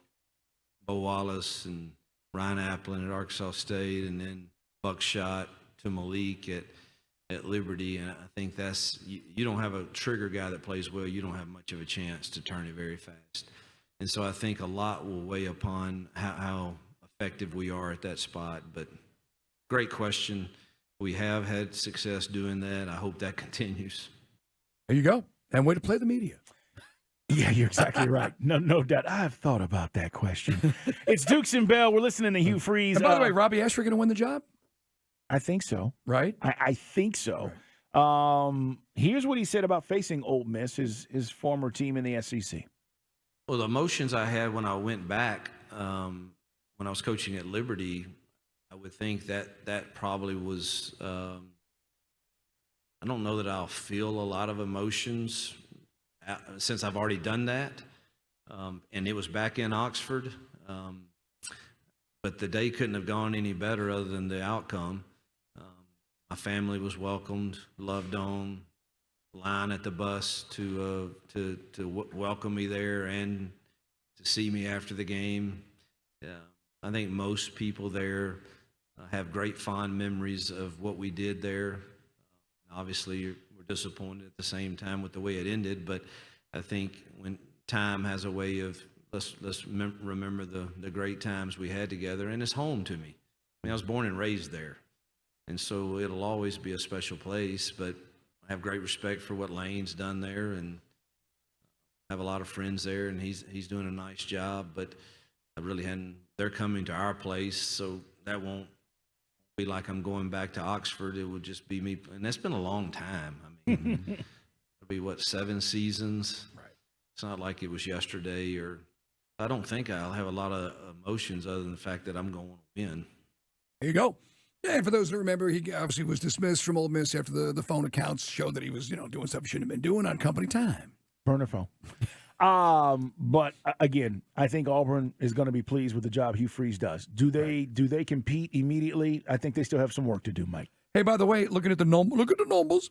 Now, Robbie Ashford is the more dynamic, more athletic. Yeah. Because he can pick him up and put him down more of the dual threat. I think some Auburn fans like to see him get the job. They did bring in the transfer from Michigan State, Peyton Thorne. Good Auburn name. Although he's from Illinois. He threw, about 2 years ago, 27 touchdowns, 10 picks. Okay. Last year, 19 and 11. But he's more of a pocket passer. Yeah, and I am never worried about Hugh Freeze's skill positions. Guys, you remember he had a #1 recruiting class when he was at Ole Miss. Right. Now, a lot of people, and those kids out of Georgia, you guys remember. The entire Grayson High School senior class was Ole Miss. But despite how that all went down, with NIL now, legal. So you don't think he's going to get it done at Auburn? Think again. Right. Not to mention, Auburn boosters are very collective, and they're collective. They're ready to rock. Yeah, so I think it's only a matter of time. Now, let's switch gears, talk about the Dogs. It's Dukes and Bell, Sports Radio 92.9 The Game. Kirby today. Mike, let's talk about the line of questioning, because if you're just joining us and you're just tuning in, thank you for listening to Atlanta's #1 sports station, its #1 sports show, Dukes and Bell. He was not pressed today on any of the things that we thought he might be. And again, this is a room with podcasters and bloggers and national media. It's filled with different kinds of folks. If you wanted to do this today, okay, and you raise your hand and you said, hey, I'm going to ask Kirby a tough question, and I want to see where he goes, and can I follow up? You could have done it. No one in the room really did it. And he even addressed the speeding stuff, which, again, was asked to him. So, Mike, today, I don't want to be this guy, but I kind of think this stuff it's past him. Like, we get to SEC Media Days, and there's this buildup of what may happen. And last week we said this, for those of you who missed it, they had that meeting with certain media and they put the information out that they wanted to put out. Stories were written. And then you get here today, Mike, I think it's now about football. Yeah, and it's such a large mass of people. We talked about this earlier. Pat Forte asked a question now with SI about the off the field with the racing and the things which obviously a lot of folks we've been talking about all off season. But there was no follow-up because someone immediately goes to a completely different subject because everybody's sitting there with their own agenda. And that's their prerogative. But only 13 questions were asked to Kirby. And as we said, he looks presidential. He gets it. He's in charge. He is not his first rodeo, commands the room, made the statement, honored the people that got killed in the accident, talked about that. And also the players were echoing the sentiment, saying that we've got to do better. And the upperclassmen like Cedric Von Prawn saying as much, that he's taking a lead on that as well in the locker room. All right, let's hear Kirby talk about the biggest thing that he's worried about this upcoming season. And it's not what you think it is.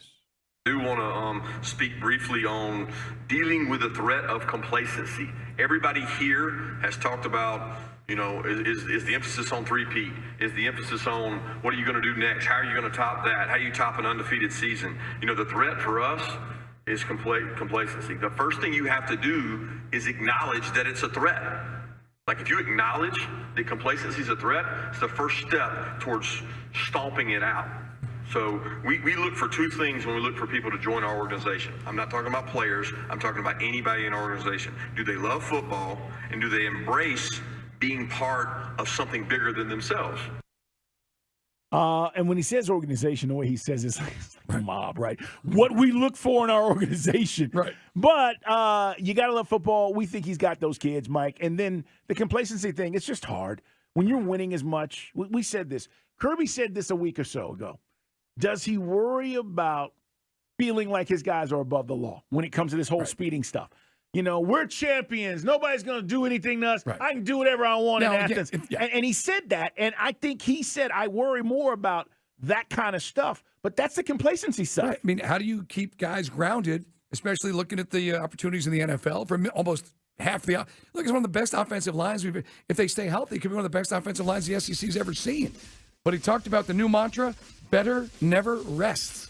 taking that from New Zealand rugby, the All Blacks that use that, and it's obviously one of the greatest teams in international rugby. So better never rests, Carl, is the new slogan for his crew. And as always, the players are buying in. All right, coming up, Grant McCauley will join us around the yard with the Braves as they start a new series. Don't sweat it, Braves fans. Things are going to be fine. We'll talk with Grant next.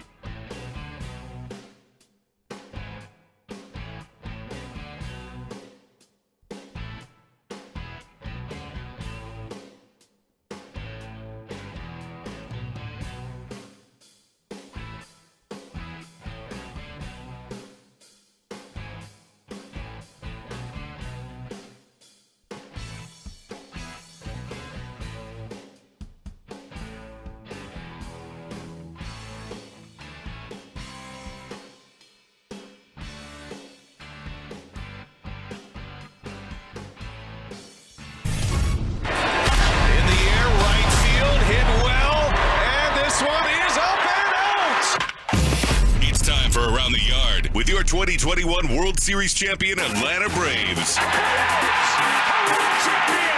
On Dukes and Bell, Sports Radio 92.9, The Game. Back at it after a day off, 61-31. Our Braves remain in first place. It's Dukes and Bell, Sports Radio 92.9, The Game. Taking on the D-backs. They've dropped 4 in a row, and Grant McCauley's here to discuss with us. Before we get into this matchup, what's going on with Kolby Allard, and what's the move the Braves have made? What's the situation there?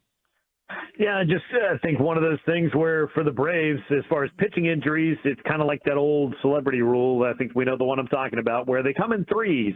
And after you'd already lost Nick Anderson and you'd lost A.J. Minter, now Kolby Allard is headed to the injured list. So the Braves pitching depth is definitely being tested. It was a nerve-related issue for Kolby, hence the 60-day designation on the IL. And now they're just going to have to figure out their rotation plans heading into the weekend. The short-term move was to bring Forrest Wall, who's a very speedy, a good base stealer, outfielder up from AAA Gwinnett. Eddie Rosario, Brian Snitker said, is still kind of testing out that hamstring. I saw Eddie out in the outfield doing some work during batting practice. They'll see how he feels today and then have to make a decision about whether or not he might need a week or two to get that hamstring back to, optimal playing level, because it's hard to hide in the outfield. If you got to run and you can't run, that becomes a pretty bad situation pretty quick. But putting all of that aside, it's just a short-term move, I think, to maybe get a look at a player that they like from a speed component. And this is somebody I think to have in the back of your mind for like the Terrence Gore type role, where you just come in, you're fast, and you help out a team with a postseason roster. But with the Braves being 30 games over 500, maybe they just kind of felt like, hey, we can, run with a position player right now, no pun intended, and just kind of see what he can do. I know, Grant, you talked about this guy down at spring training. There was for a minute there he thought he might make camp. Just real quick, remind the listeners, this guy's like 10 years in the minor leagues, right? Yeah. I believe this was he was a 2014 first-round pick for the Colorado Rockies. He spent some time in their organization and a couple of others before ending up with the Braves. I believe it was the Blue Jays and then the Mariners and now the Braves. But always one of those great stories when somebody grinds for that long in the minors to get to the big league level. And again, this is not a move that's going to change the dynamics of the lineup altogether that much, but just somebody who has pretty good on-base skills, a little bit of power here and there. He can run into a couple, but it's the speed, I think, that the Braves are most impressed by, and we'll kind of see if he's able to fit in. It's definitely, when you start to construct your roster, like back in spring training, this was kind of maybe the 26th spot on the roster. It was him, it was Eli White, it was Sam Hilliard, obviously. They were all kind of in that mix. What's going on with Rosario? Day-to-day? Is he playing today? Yeah, no, day to day, they'll continue to kind of test it out with a hamstring and BP. He was out there not only hitting but also in left field, taking a few just to kind of see how it would respond. He did come in yesterday on the off day and get some treatment, so they're hoping he can avoid the injured list. But as we've seen with the Braves here recently, if they believe there's an issue, they would rather just kind of give him the time to get over it than to really push somebody. And Snit said prior to the game, whereas with Sean Murphy being a catcher, it's a little bit easier to manage a hamstring issue. With an outfielder, there's really no way to hide it. So we got Bryce Elder going. I was down in Tampa, saw his last start before the All-Star break. Obviously, the sinker wasn't sinking, the cutter wasn't cut, whatever. Nothing was happening. It was getting hit hard. So with an aberration, right? Is he right back on track tonight? Yeah, hopefully so. I mean, when you looked at that, it was the first time all season he hadn't completed at least 5 innings in a start.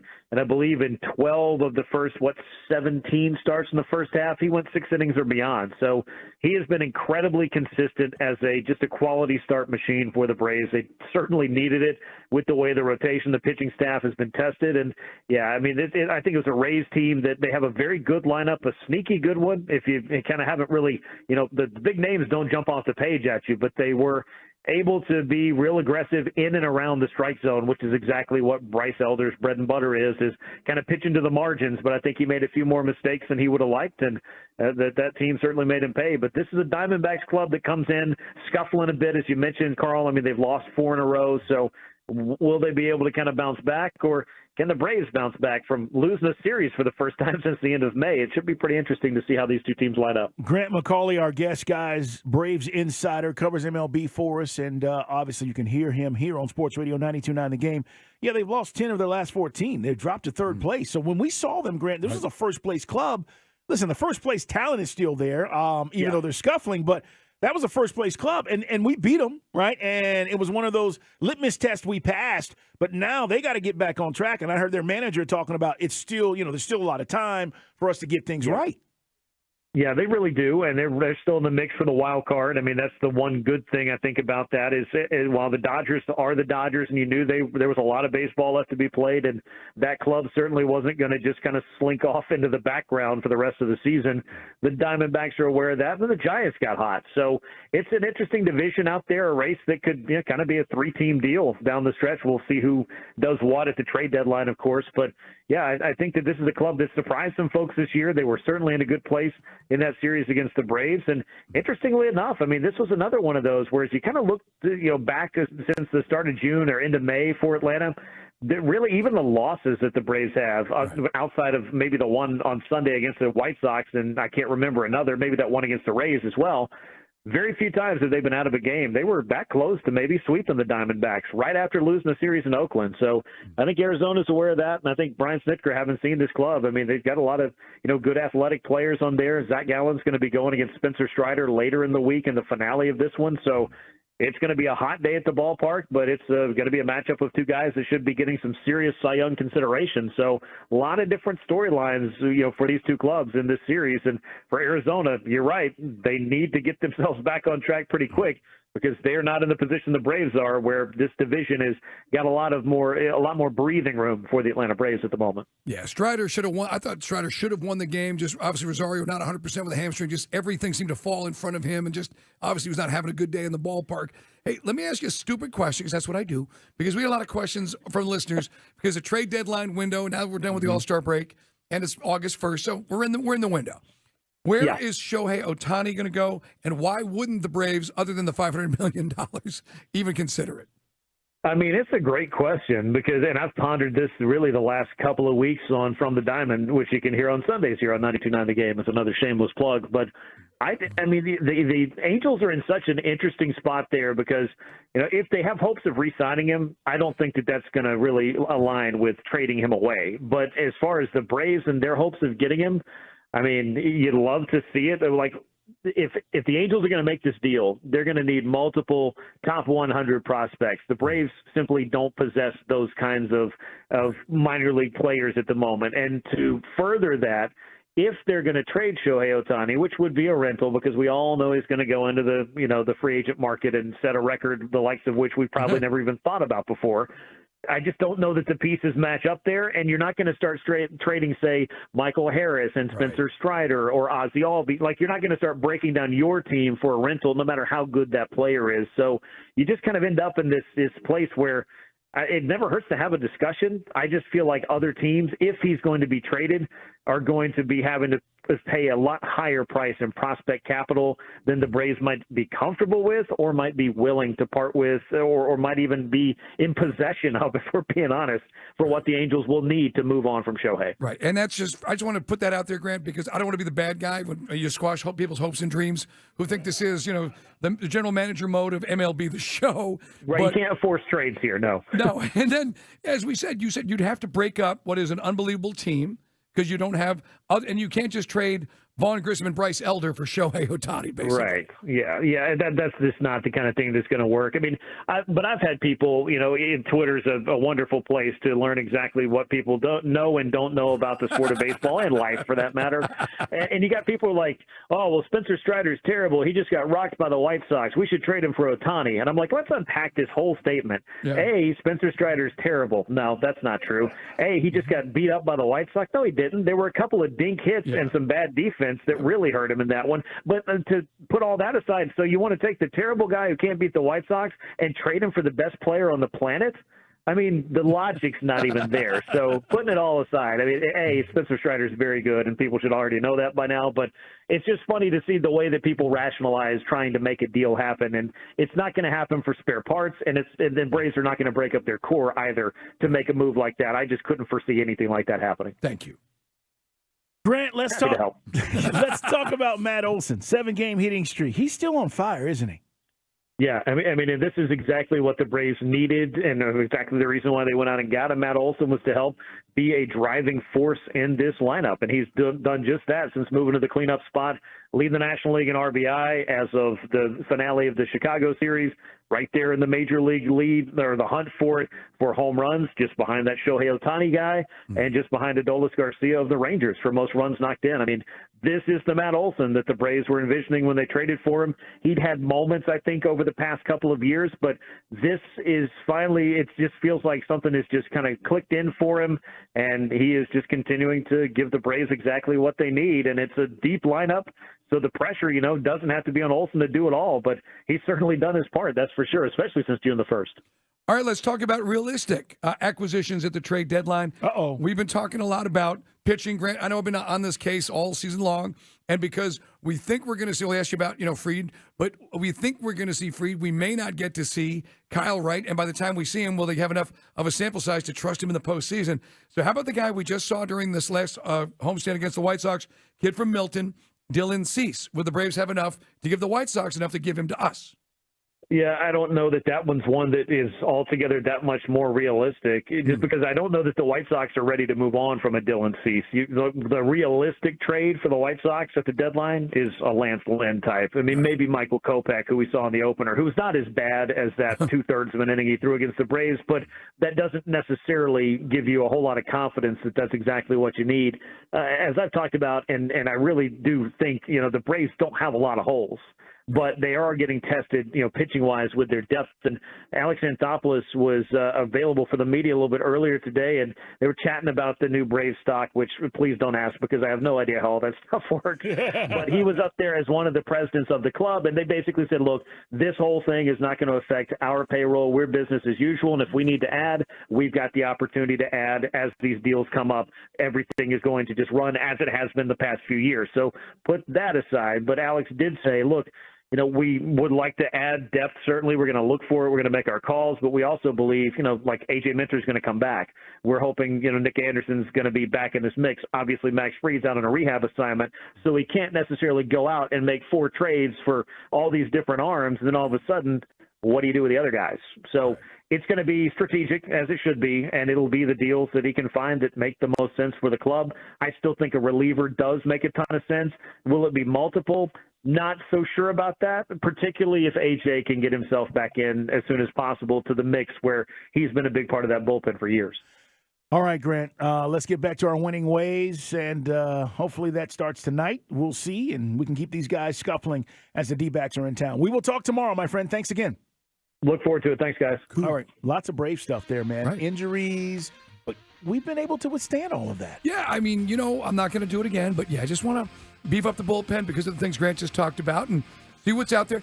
As I said, that's a big-time wish list, maybe more along the lines of a Drew Smiley, what we've done before, the Gosmans of the world. I can see Double-A pulling that trigger this year.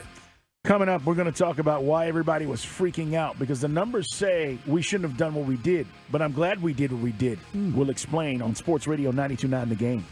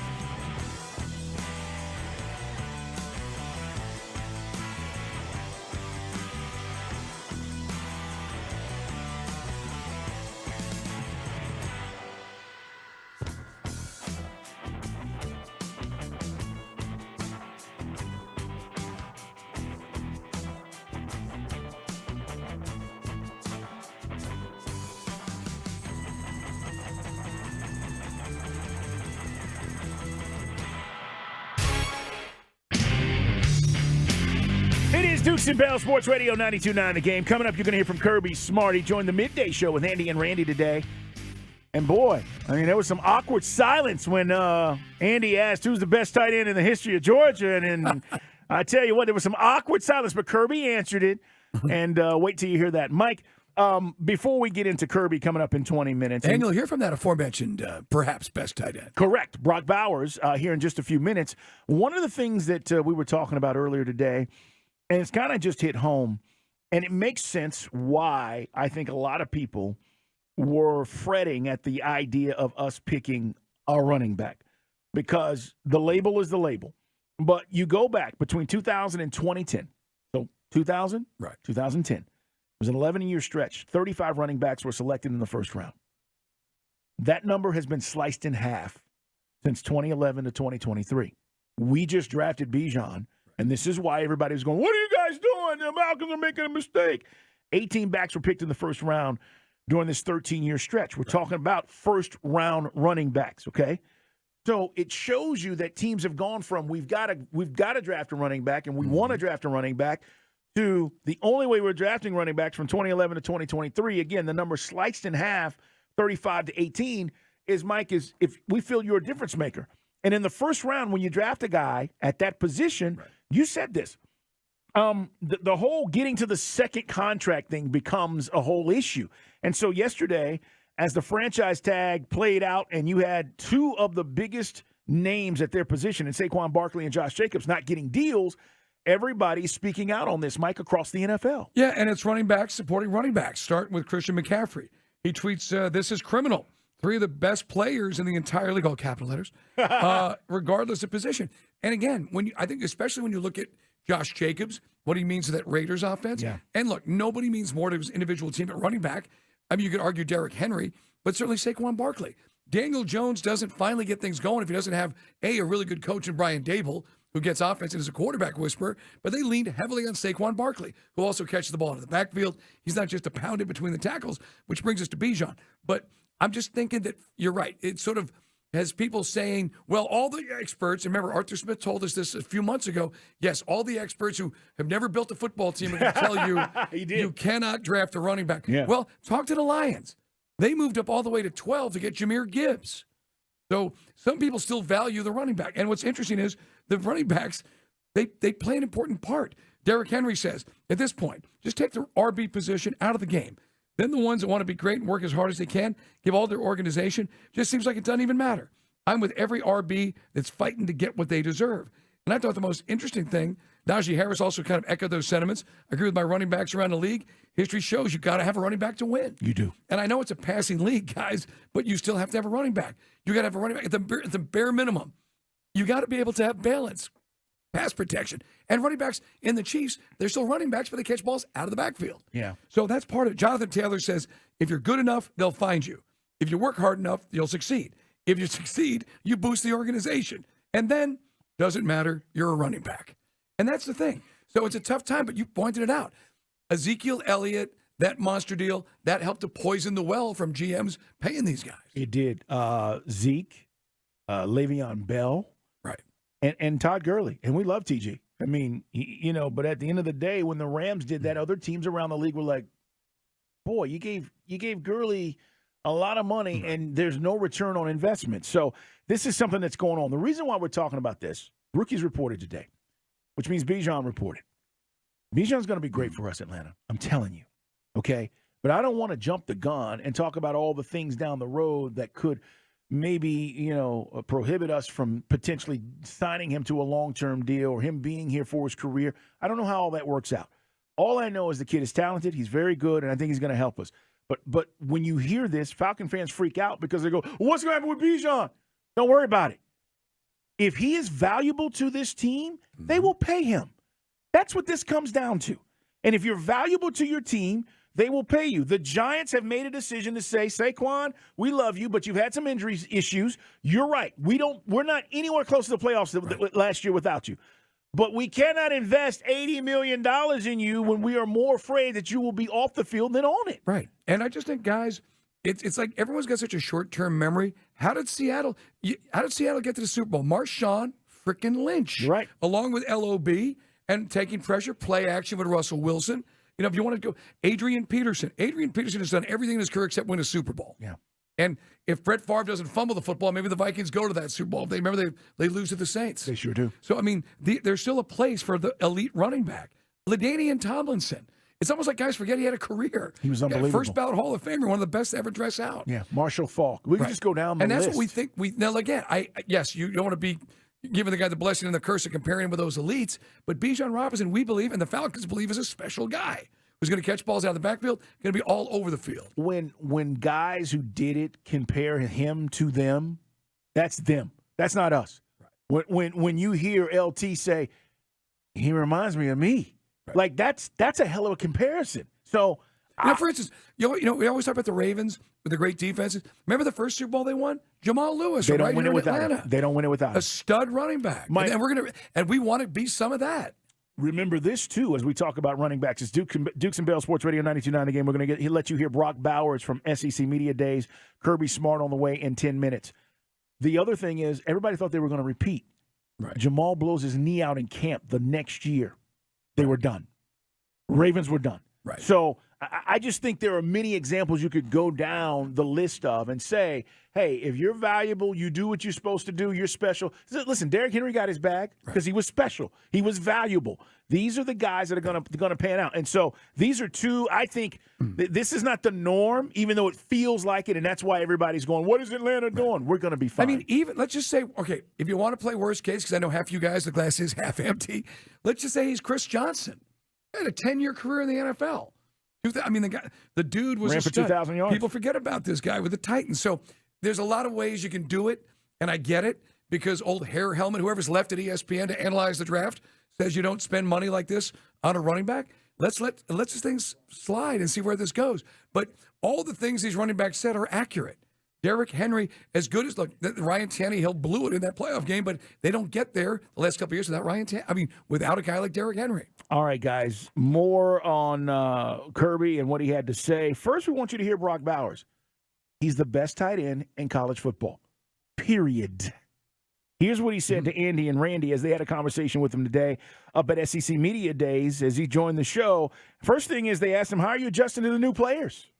Yeah, I think both of them are actually pretty easy to adjust to just because Coach Bubba was there over the last season and like in the tight end room and being an offensive analyst, and we're using a lot of like the same lingo and stuff for the offense, and then with all the quarterbacks they've all been around for the last couple of years, and they're all involved in the system and great dudes. So. Tell me about the room, because it's always for the last few years. Of course, you are who you are, superstar, all those different things. But you had another running mate with you, and a big guy named Darnell Washington. How has it been so far? I know it's just spring practice and all those different things, but you've seen the young boys with Delp and all those guys. How has it been trying to get adjusted with those two guys, as opposed to being with Darnell, where you guys pretty much played off each other? Oh yeah, I mean we don't have another dude like Darnell, and that's hard to come across. 6'8", 280, running like that, and. Yeah, I mean we do have those other three that all bring something with their game. So I'm excited to see what they can do out the field. What's the thing, if there is a thing, that you spent a little extra time this offseason wanting to focus on? You know, you always hear about great players wanting to add something different to their game every offseason. What was that for you that you focused on? Yeah, I mean I kind of had a few focuses, and that involved like getting stronger, putting a little bit of weight on, and as well as being a better leader in the room and being able to hold all of our dudes to a standard in the tight end room that we've held the last couple of years. I love that answer, what you said, a standard. And then we talk about the standard. That's one thing Kirby said, the standard is a standard, eating food off the floor and all those different things.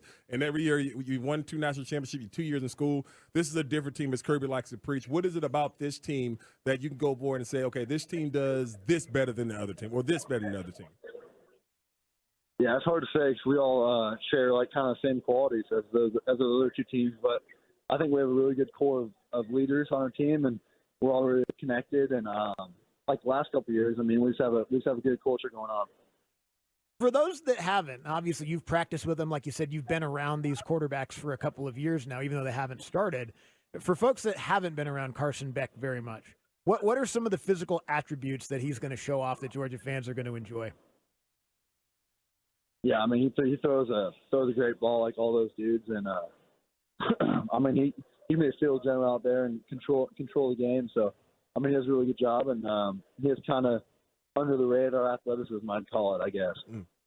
Underrated athleticism. I like that Sneaky word. athletic. Sneaky athletic. Yeah. I like that Like word. me. I like that. Rock, but last one for me, and I know they talk a lot about your story and everything like that, know about your mother and your pops and all those different things, and the videos of you running the hills and all those different things. When you're running up those hills, back then, did you see yourself as a 2-time All-American tight end, one of the best to ever do, one of the best players in the country right then? No, I mean, I kind of went in with no expectations, not knowing what to expect, and not knowing anything that would come out of it. So you just kind of try to focus on working day by day. We've seen you used in a handful of different ways. Obviously, the athleticism leads to that. Is there anything that the offense hasn't let you do yet that you would like to? Like, is there a new way that they could use you maybe this season? If Coach Bubba would let me, I'd love to throw I knew a he was going to deep say ball. that. Yeah, what's that arm like? I knew he was going to say What's that arm like, I knew he was Brock? going to say that. Yeah. Oh, yeah. But I don't know if they try. I don't know if I have the accuracy to do it. Well, I'll tell you, Brock. 23 personnel. You're the wing, right? You run like the speed sweep that you run. You pull up and throw it to the tight end. Hey, it'll work. I'll call both for you. How far, if you aired it out, like full go, how far can you throw the football? I can throw it a long ways. There's no question about that. It's just a question about the whole accuracy portion of it. That's why I said on the goal line. Hey, I'm gonna call Bobo before you get to put it in for you, Brock. All right? I'll call and put it in for you. All right. Good. All right. Thank you, Brock. Hey, man, We good luck, appreciate brother. it. Stay healthy, man. So an end around tight end pass? That's what they're talking about. I'm down with that. We haven't seen that yet with him, right? He hadn't run it. No, man. We saw Sanu do it. Remember Sanu played quarterback at Rutgers at times? Sanu did it here with us. It was with the Bengals back in the day. He was good at it. Snu's percentage of completions was crazy. Listen, Brock Bowers. I'm too tall, too fast, can't cover me, too mean. Get one, Snoo. That's one of the people that we used to sit next to. One of our great listeners. She loves Snu. Get one, Snoo. All right, coming up, Kirby Smart's going to join us. Should I say he joined the radio station earlier today.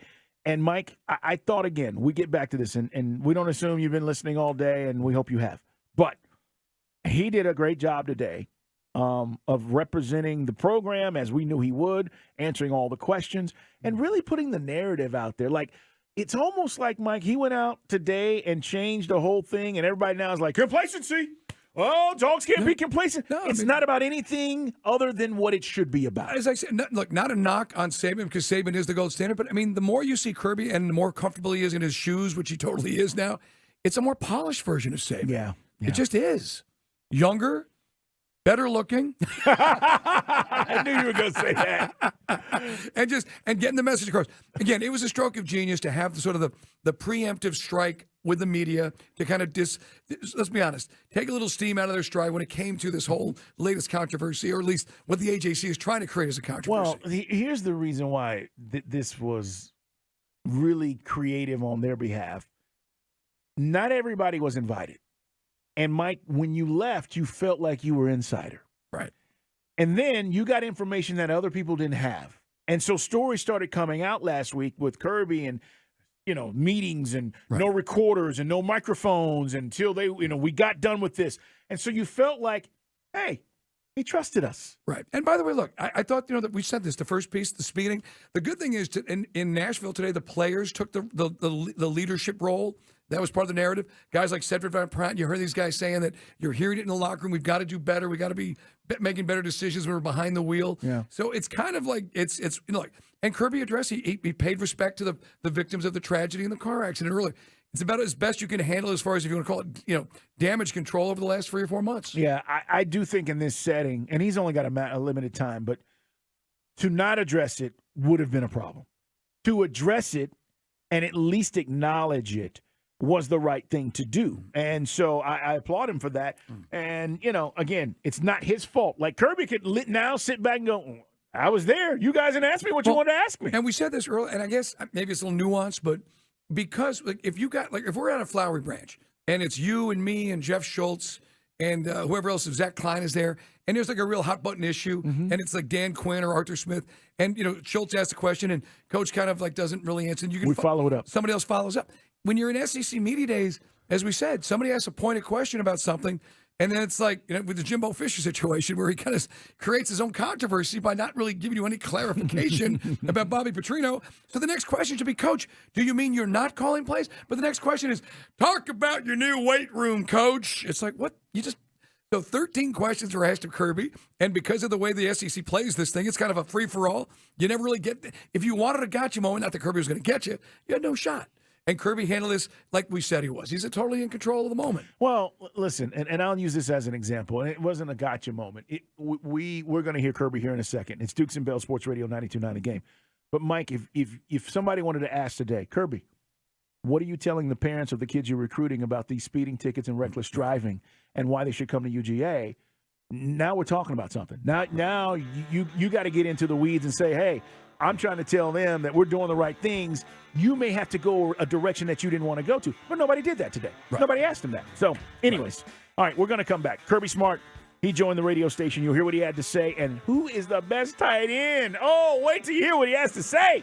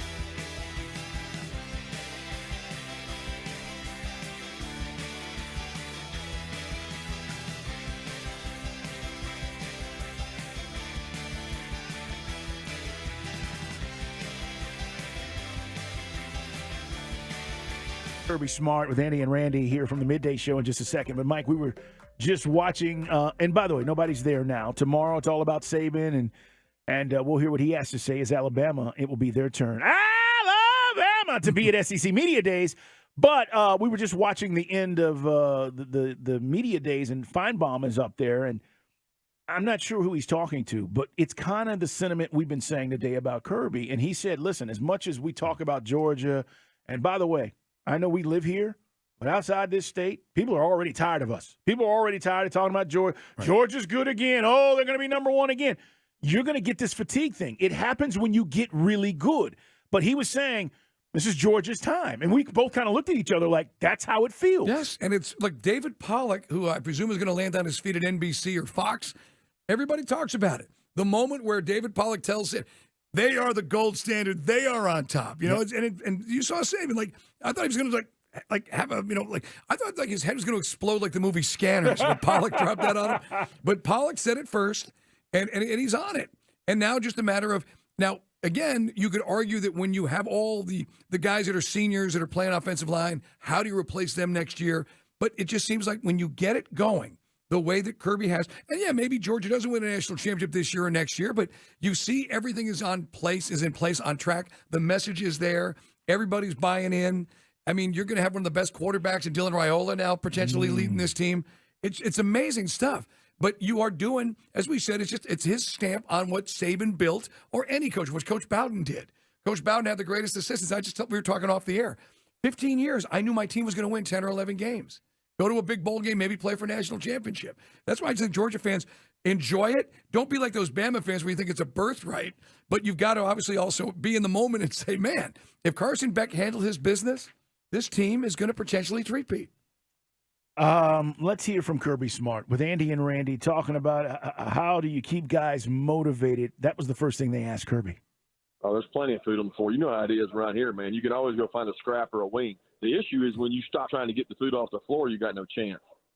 Because look, I know that's the mentality, and it has to be, obviously. Forward, now. But, like, do you ever allow yourself a moment to take a step back from that grind and think about what you've done? Because what you've done over the last couple of years is special. Not really, because the minute you do that, somebody's catching up with you. I can promise you that. If you're sitting still, you will get run over on the train tracks, and we're not going to be sitting still. So we're trying to move it forward, keep new energy. I'm excited about Coach Bobo with the offense. Yeah. He's got a chip on his shoulder. He's pissed off, and we got a good unit coming back.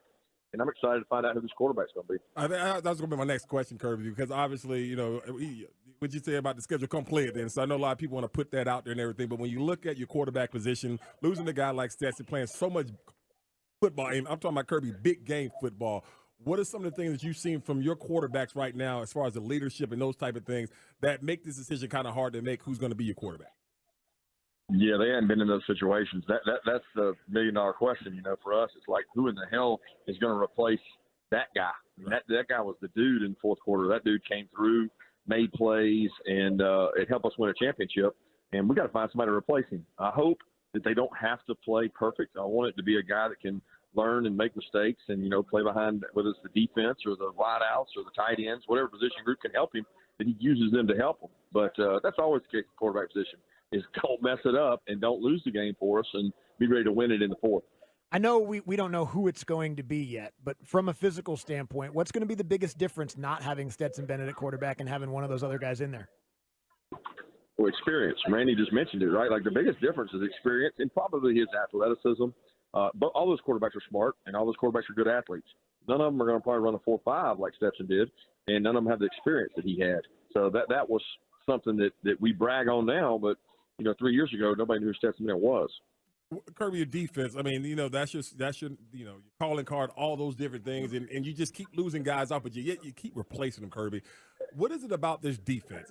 I know it's a scheme and all that, but I'm talking about the athletes that you have on there that make this defense, no matter who's out there, go out there and hunt the way they do. Yeah, we've been fortunate to recruit really good athletes. You know our recruiting base, Randy, how good it is. Right. It's great players around our state. We go sign good players and say, you know what, we'll find a spot for you. If you can run and you'll hit, we will find a spot for you. And a lot of our guys grow up in the ranks that freshman year, kind of like a third down specialist or a special team specialist. So when they get the opportunity to come out and play, they've already played some, and they've proven it. And if you recruit good, talented players and put them in the right space, you're going to be good. And I think, between Muschamp and Schumann, they've been elite at scheming up people and putting defensive guys in the right spot to hold opponents to. It's hard to play defense nowadays. These teams will go around and score 30, 40 points.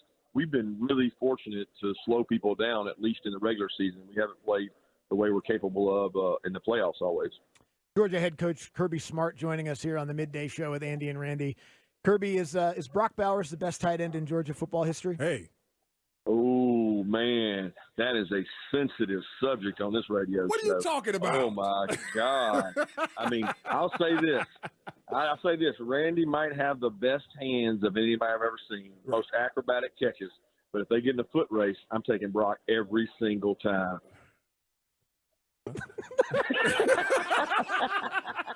That's a win, Randy. Okay, That's a win. all right. You should have seen the look on his face, Kirby. That was pretty good. I might have to go there. I'll go there with you. But now, we found out something earlier, Kirby, that it's 25 years since you led the conference in interceptions. I was there. I saw every one of them.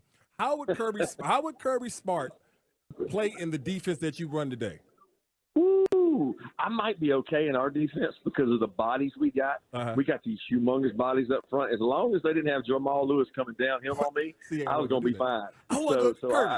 Kirby, you made a good effort on that one play. I thought you had him. I thought you had him, I was Kirby. a lot better when I had Seymour and Stroud than when I had them little puppies we had up there before that. Boy, those backs coming downhill. He's talking about Lewis. We just talked about Jamal Lewis, right? Tennessee running downhill. Boy, you don't want that one-on-one situation. That's Kirby Smart with our midday guys, Andy and Randy. Obviously, he played with Randy, and so they have a great rapport. And you hear Kirby, the confidence, Mike. You were just saying Kirby's like, they've been elite. He's talking a little noise because they have been great. I always love when Kirby's at an elite level. Yeah. That's where they're at. And as we said, yes, this is a more casual conversation because, Kirby was reading off a prepared statement and obviously, handled his business. But it's funny because we talked earlier today with Peter Burns from SEC Network and ESPN, and he was talking about, and you and I were talking about earlier, you start off as a coach and, you think you can handle the moment, but you kind of grow into the job. And it's just, Kirby looks like he's in total, complete control. Every story being written today is about Georgia, undefeated last year, perfect season. And then again, the big offensive line, taking the pressure off the young, well, not young anymore, but the quarterback who's going to get his first opportunity to really be the man. The reason why these jobs are so hard is, one, everybody's watching. And if you're learning on the job, Mike, like we've seen, you get killed for those moments when you're learning on the job and you run a fake punt in a SEC championship game because the fan base goes, oh, this guy doesn't know what he's doing. Right. It's a learning situation. And you've also got to do that because you don't have all the horses yet. Correct. You're not doing that when you've got everybody you need. And he hasn't done that in a couple of years because, we're just going to run the football down your throat or we're going to get it. We're going to get a first down and we'll keep moving the chains. Either way, Kirby on point today. We got to get to our last call. And today it's kind of interesting What question. you got? So Peyton Manning came out and said Netflix is going to have a season 2 of quarterback. If you've already watched it, it's dropped. Patrick Mahomes, Kirk Cousins, and Marcus Mariota. It's been a hit. It was the number 1 show on Netflix. I don't know if it is still, but season 2 is going to come out. So here's the deal. This is today's question. 404-726-0929. Who is season 2's Mahomes, Kirk Cousins, Marcus Mariota? You said this. They kind of did the great, good. Well, okay, I'm not sure. It sounds like a Chinese restaurant, one from column A, one from column B, and one from column C. So the great guy, perennial MVP, the guy who puts up the numbers, but you don't really think he's ever going to win a Super Bowl, and the bum. Who are your 3 choices to be on quarterback season 2 of Netflix? I like it. If you had a chance, we need 3. All right? And it can be any 3, including our own Des Ritter. 404-726-0929. That's tonight's last call.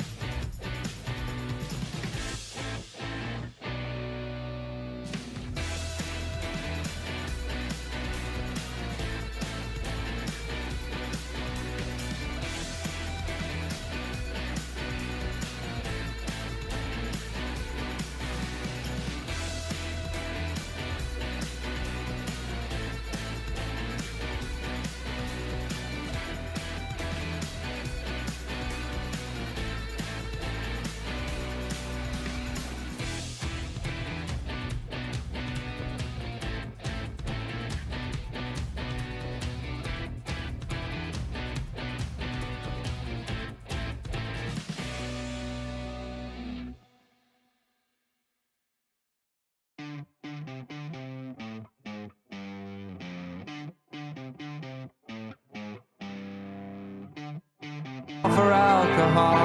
Your chance to chime in on the biggest stories of the day. 404-726-0929. That is the phone number. It's easy. Quarterback. It's a Netflix show. By the way, it's executive producer Peyton Manning, if you guys didn't know this. And so he says season 2 has been greenlit by Netflix. We're excited. We're hoping for more quarterbacks. It's easier to say yes. I don't want to. He says it's going to be a distraction because that's not true. He talked about Patrick Mahomes proved, Kirk Cousins proved that. Talking about I don't want to hear that it's going to be a distraction. All right, let me clear that up.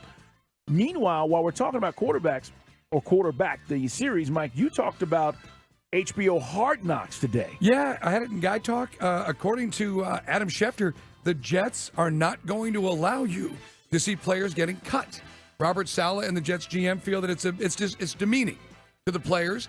And now, back when they started Hard Knocks, I believe it was like 2000 or 2001, it was the Ravens. And it was kind of cool because, yeah, it's a personal moment between a coach and a player, but you got to see it. And Brian Billick was cutting guys loose, and it's kind of like, wow. You never saw that, And if you're like me, Carl, yeah, and you remember Little League or it's not Little League, but like junior varsity, which list are you on? Are you making the big team? It's true, So it's always been a part of like American sports. But the Jets say no, it's too mean to the players, so we're not going to do it. They don't want this. No team wanted it. NFL said the Jets, you're doing it because obviously the story's going to be huge with Aaron Rodgers. But already we're off to a rocky start because they're not giving us the juice.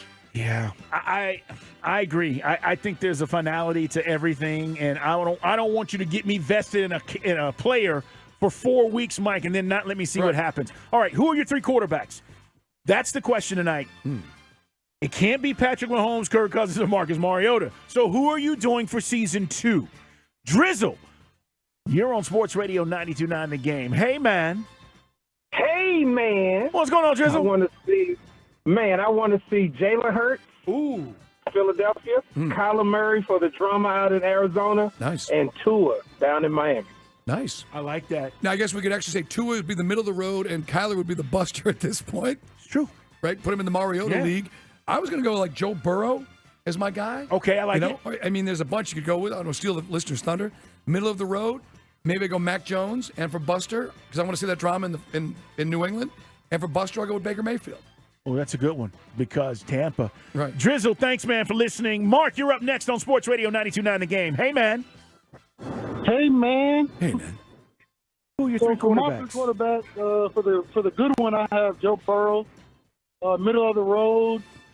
I'm gonna go Lamar Jackson, and for my bust, I'm gonna go Derek Carr. Ooh. Okay. Let's hope he is a bust for Falcon fans' sake. Don't get mad, Saints fans. It's not us. That's Mark who said that, but he's right. And Lamar's hoping to bounce back, right? With Todd Monken, I was going to say, where do you position Lamar? He's got to get back to the MVP level. I think he's going to. He's got the best wide receivers he's had in years. Well, you know what? The more he said that, I would like to see Lamar. Right. Especially after getting his bag. Let's talk to David. David, you're on Sports Radio 92.9 The Game. Tonight's question, who are your three quarterbacks on Season 2 of Netflix Quarterback? Hey, man. Hey, man. Real quick, it's that time of the year, so I'm going to start off with a War Damn Eagle. All good, Dave. My quarterbacks, my third's kind of been stolen already, but I would go Rodgers, new team, see how he does. Right. Baker, what's his name, the bum in Tampa Bay? Baker Mayfield. Yeah, that guy. And let's go with Tannehill at Tennessee. Ooh. Yeah. He's looking for a major bounce back year. They got him DeAndre Hopkins, but some would say the brains came south in Arthur Smith with that offense. Yeah, Ryan Tannehill. That's an interesting one, too. Right. I like that combo, man. Let's see what Eric is talking about on Sports Radio 92.9 The Game. Eric, who are your three quarterbacks? Hey, man. Hey, man. I'll go with Joe Burrows, Justin Herbert, and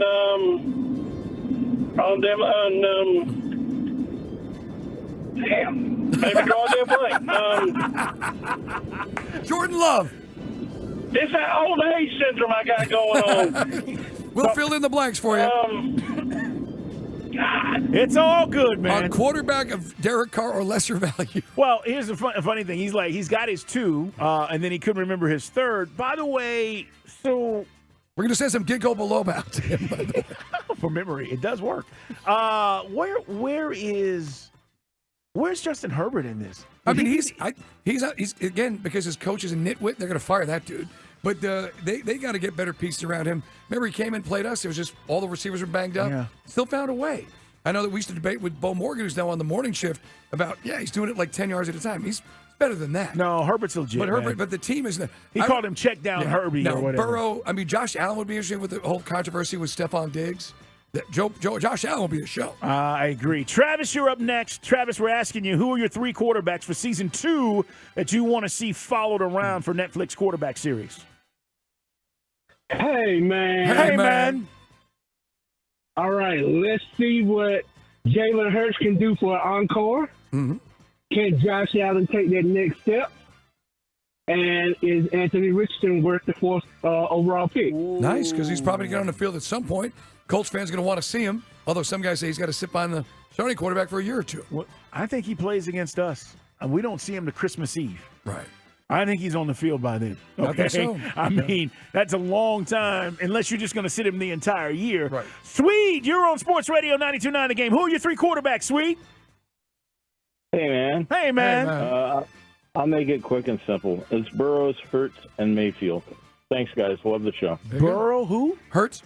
And then Mayfield. Yeah. Okay. Now, again, the way they did it this year, guys, and I just watched the first episode, is you've got the elite with Mahomes. You've got the guy who's steady, but no one, let's be honest, Kirk Cousins, you never see him getting a Super Bowl ring. And then the guy, the journeyman, and that was Mariota. So there's not as many journeymen out there because the new crop of rookie quarterbacks are going to be in there. Yeah. Cousins was good last year, man. Right. That's in his defense, that Giants team just scored all the points. They had no defense in that playoff. No, they had nothing.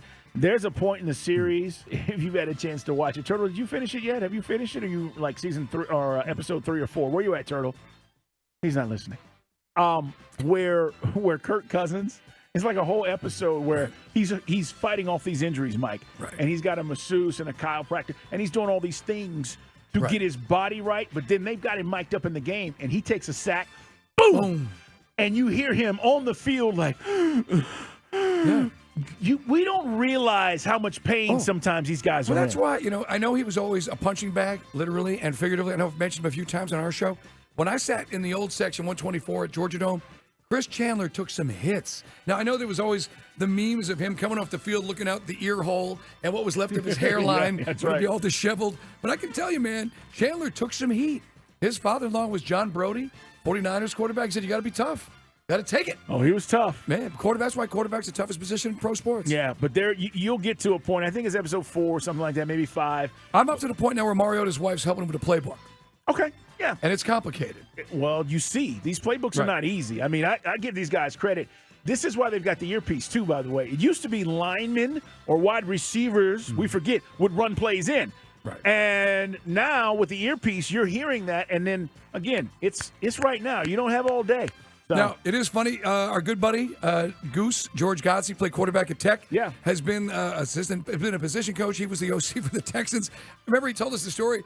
The starter, I think, I guess, who would have been the starter back then? Anyway, he gets knocked out. Backup comes in and immediately throws the ball in the dirt. And Goose said, yeah, great throw, man. Nice job. All right, let's go. And then he gets into the play call. He goes, run national TV, you nitwit. Yeah, I know. That's the thing, man. That makes me chuckle. I love the access of what we're getting to hear on the field, even with Patrick Mahomes. Right. All right, John Chuckery's coming in here. Tomorrow, guys, again, more conversation about the SEC. Today it was dogs, and Kirby and company did a good job. Tomorrow it is Alabama. It is Sam Pittman, former offensive line coach for the Dogs. They're doing a good job at Arkansas, by the way. And they got the returning quarterback, Florida Billy Napier, Mark Stoops from Kentucky. Some good stuff tomorrow. We'll get a chance to hear from Nashville. We were just joking around, like, what would be a good question to set Saban off? Coach, what are you going to be passive-aggressively complaining about this year? Like I said, I would just go up and take his Coke bottle from him and just start drinking it in front of him. What are you doing?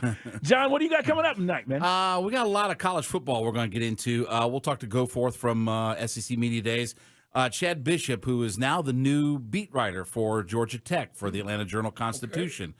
So we'll join him. Took over for Ken Segura, my buddy. And where's Ken, by the way? Huh? Where'd Ken go? What happened? He's basically going to do feature like what Gabe did. He's doing feature writing. Yeah, because Ken did a good job, man. Mm-hmm, yeah. So we'll talk to Jonathan Williams from Ken's UJ luck. Sports. They finally might be getting good. And it was off the beat. Yeah, I know. Yeah, that's how it always goes. So anyway, but and we'll talk some Georgia football with Jonathan Williams from UJ Sports. So we got a lot of college foosball for tonight. Sweet. We're just getting back to it, man. It's almost there. Yeah. We're getting back to it. It's go time. Yep. I know you're excited. All right. Well, I've got to get up early on Saturdays, but oh, sorry. Stay tuned. John Chuckery's coming up. Daddy, let's get out of here and clear our throat.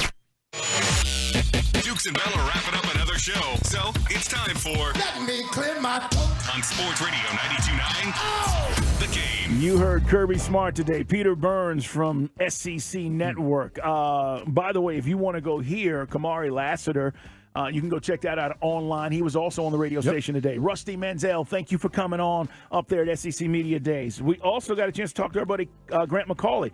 We will chase down more guests tomorrow from SEC Media Days. You need to be here at 2 o'clock. Don't be late, all right? Day-Day, thank you for the work you do behind the glass. Also, Big Bo. Turtle, our executive producer. Appreciate you as always. Tomorrow, Big Wednesday show. Make sure you're here. Mike Bell, clear your throat. Hey, man, got something fun for you tonight. The new title of the longest name in Major League Baseball. Last name goes to the Reds, Christian Encarnacion Strand. He's hyphenated, Carl. He's got 18 letters that make up the last name characters. He surpasses Simeon Woods Richardson. Now, a lot of guys weren't hyphenated back in my day. When I was a kid, the shortest name was Ed Ott, catcher for the Pirates. But the new longest name in baseball, and by the way, it's literally the entire back of the jersey because the Reds use a really large font. I mean, it literally goes down from his kidney to his other kidney. Encarnacion Strand, the biggest name in the big leagues. What if I told you nearly 30 years after Tupac got murdered that we might actually find out who did it? Tuesday, authorities served a search warrant in connection with the killing of Tupac Shakur. It's been 30 years. It's one of the biggest unsolved murders in U.S. history. Police served a search warrant in Las Vegas suburbs of Henderson, Nevada. This was Monday. Las Vegas Metropolitan Police Department confirmed the news, and now they are saying we may find out more. By the way, there is no statute of limitations on homicide cases. Right. So we may actually find out who did this. Hey, if you love the show, tell your friends. If you don't, come on, cuz Tupac's still alive. Sports Radio 92.9 The Game. The Steakhouse.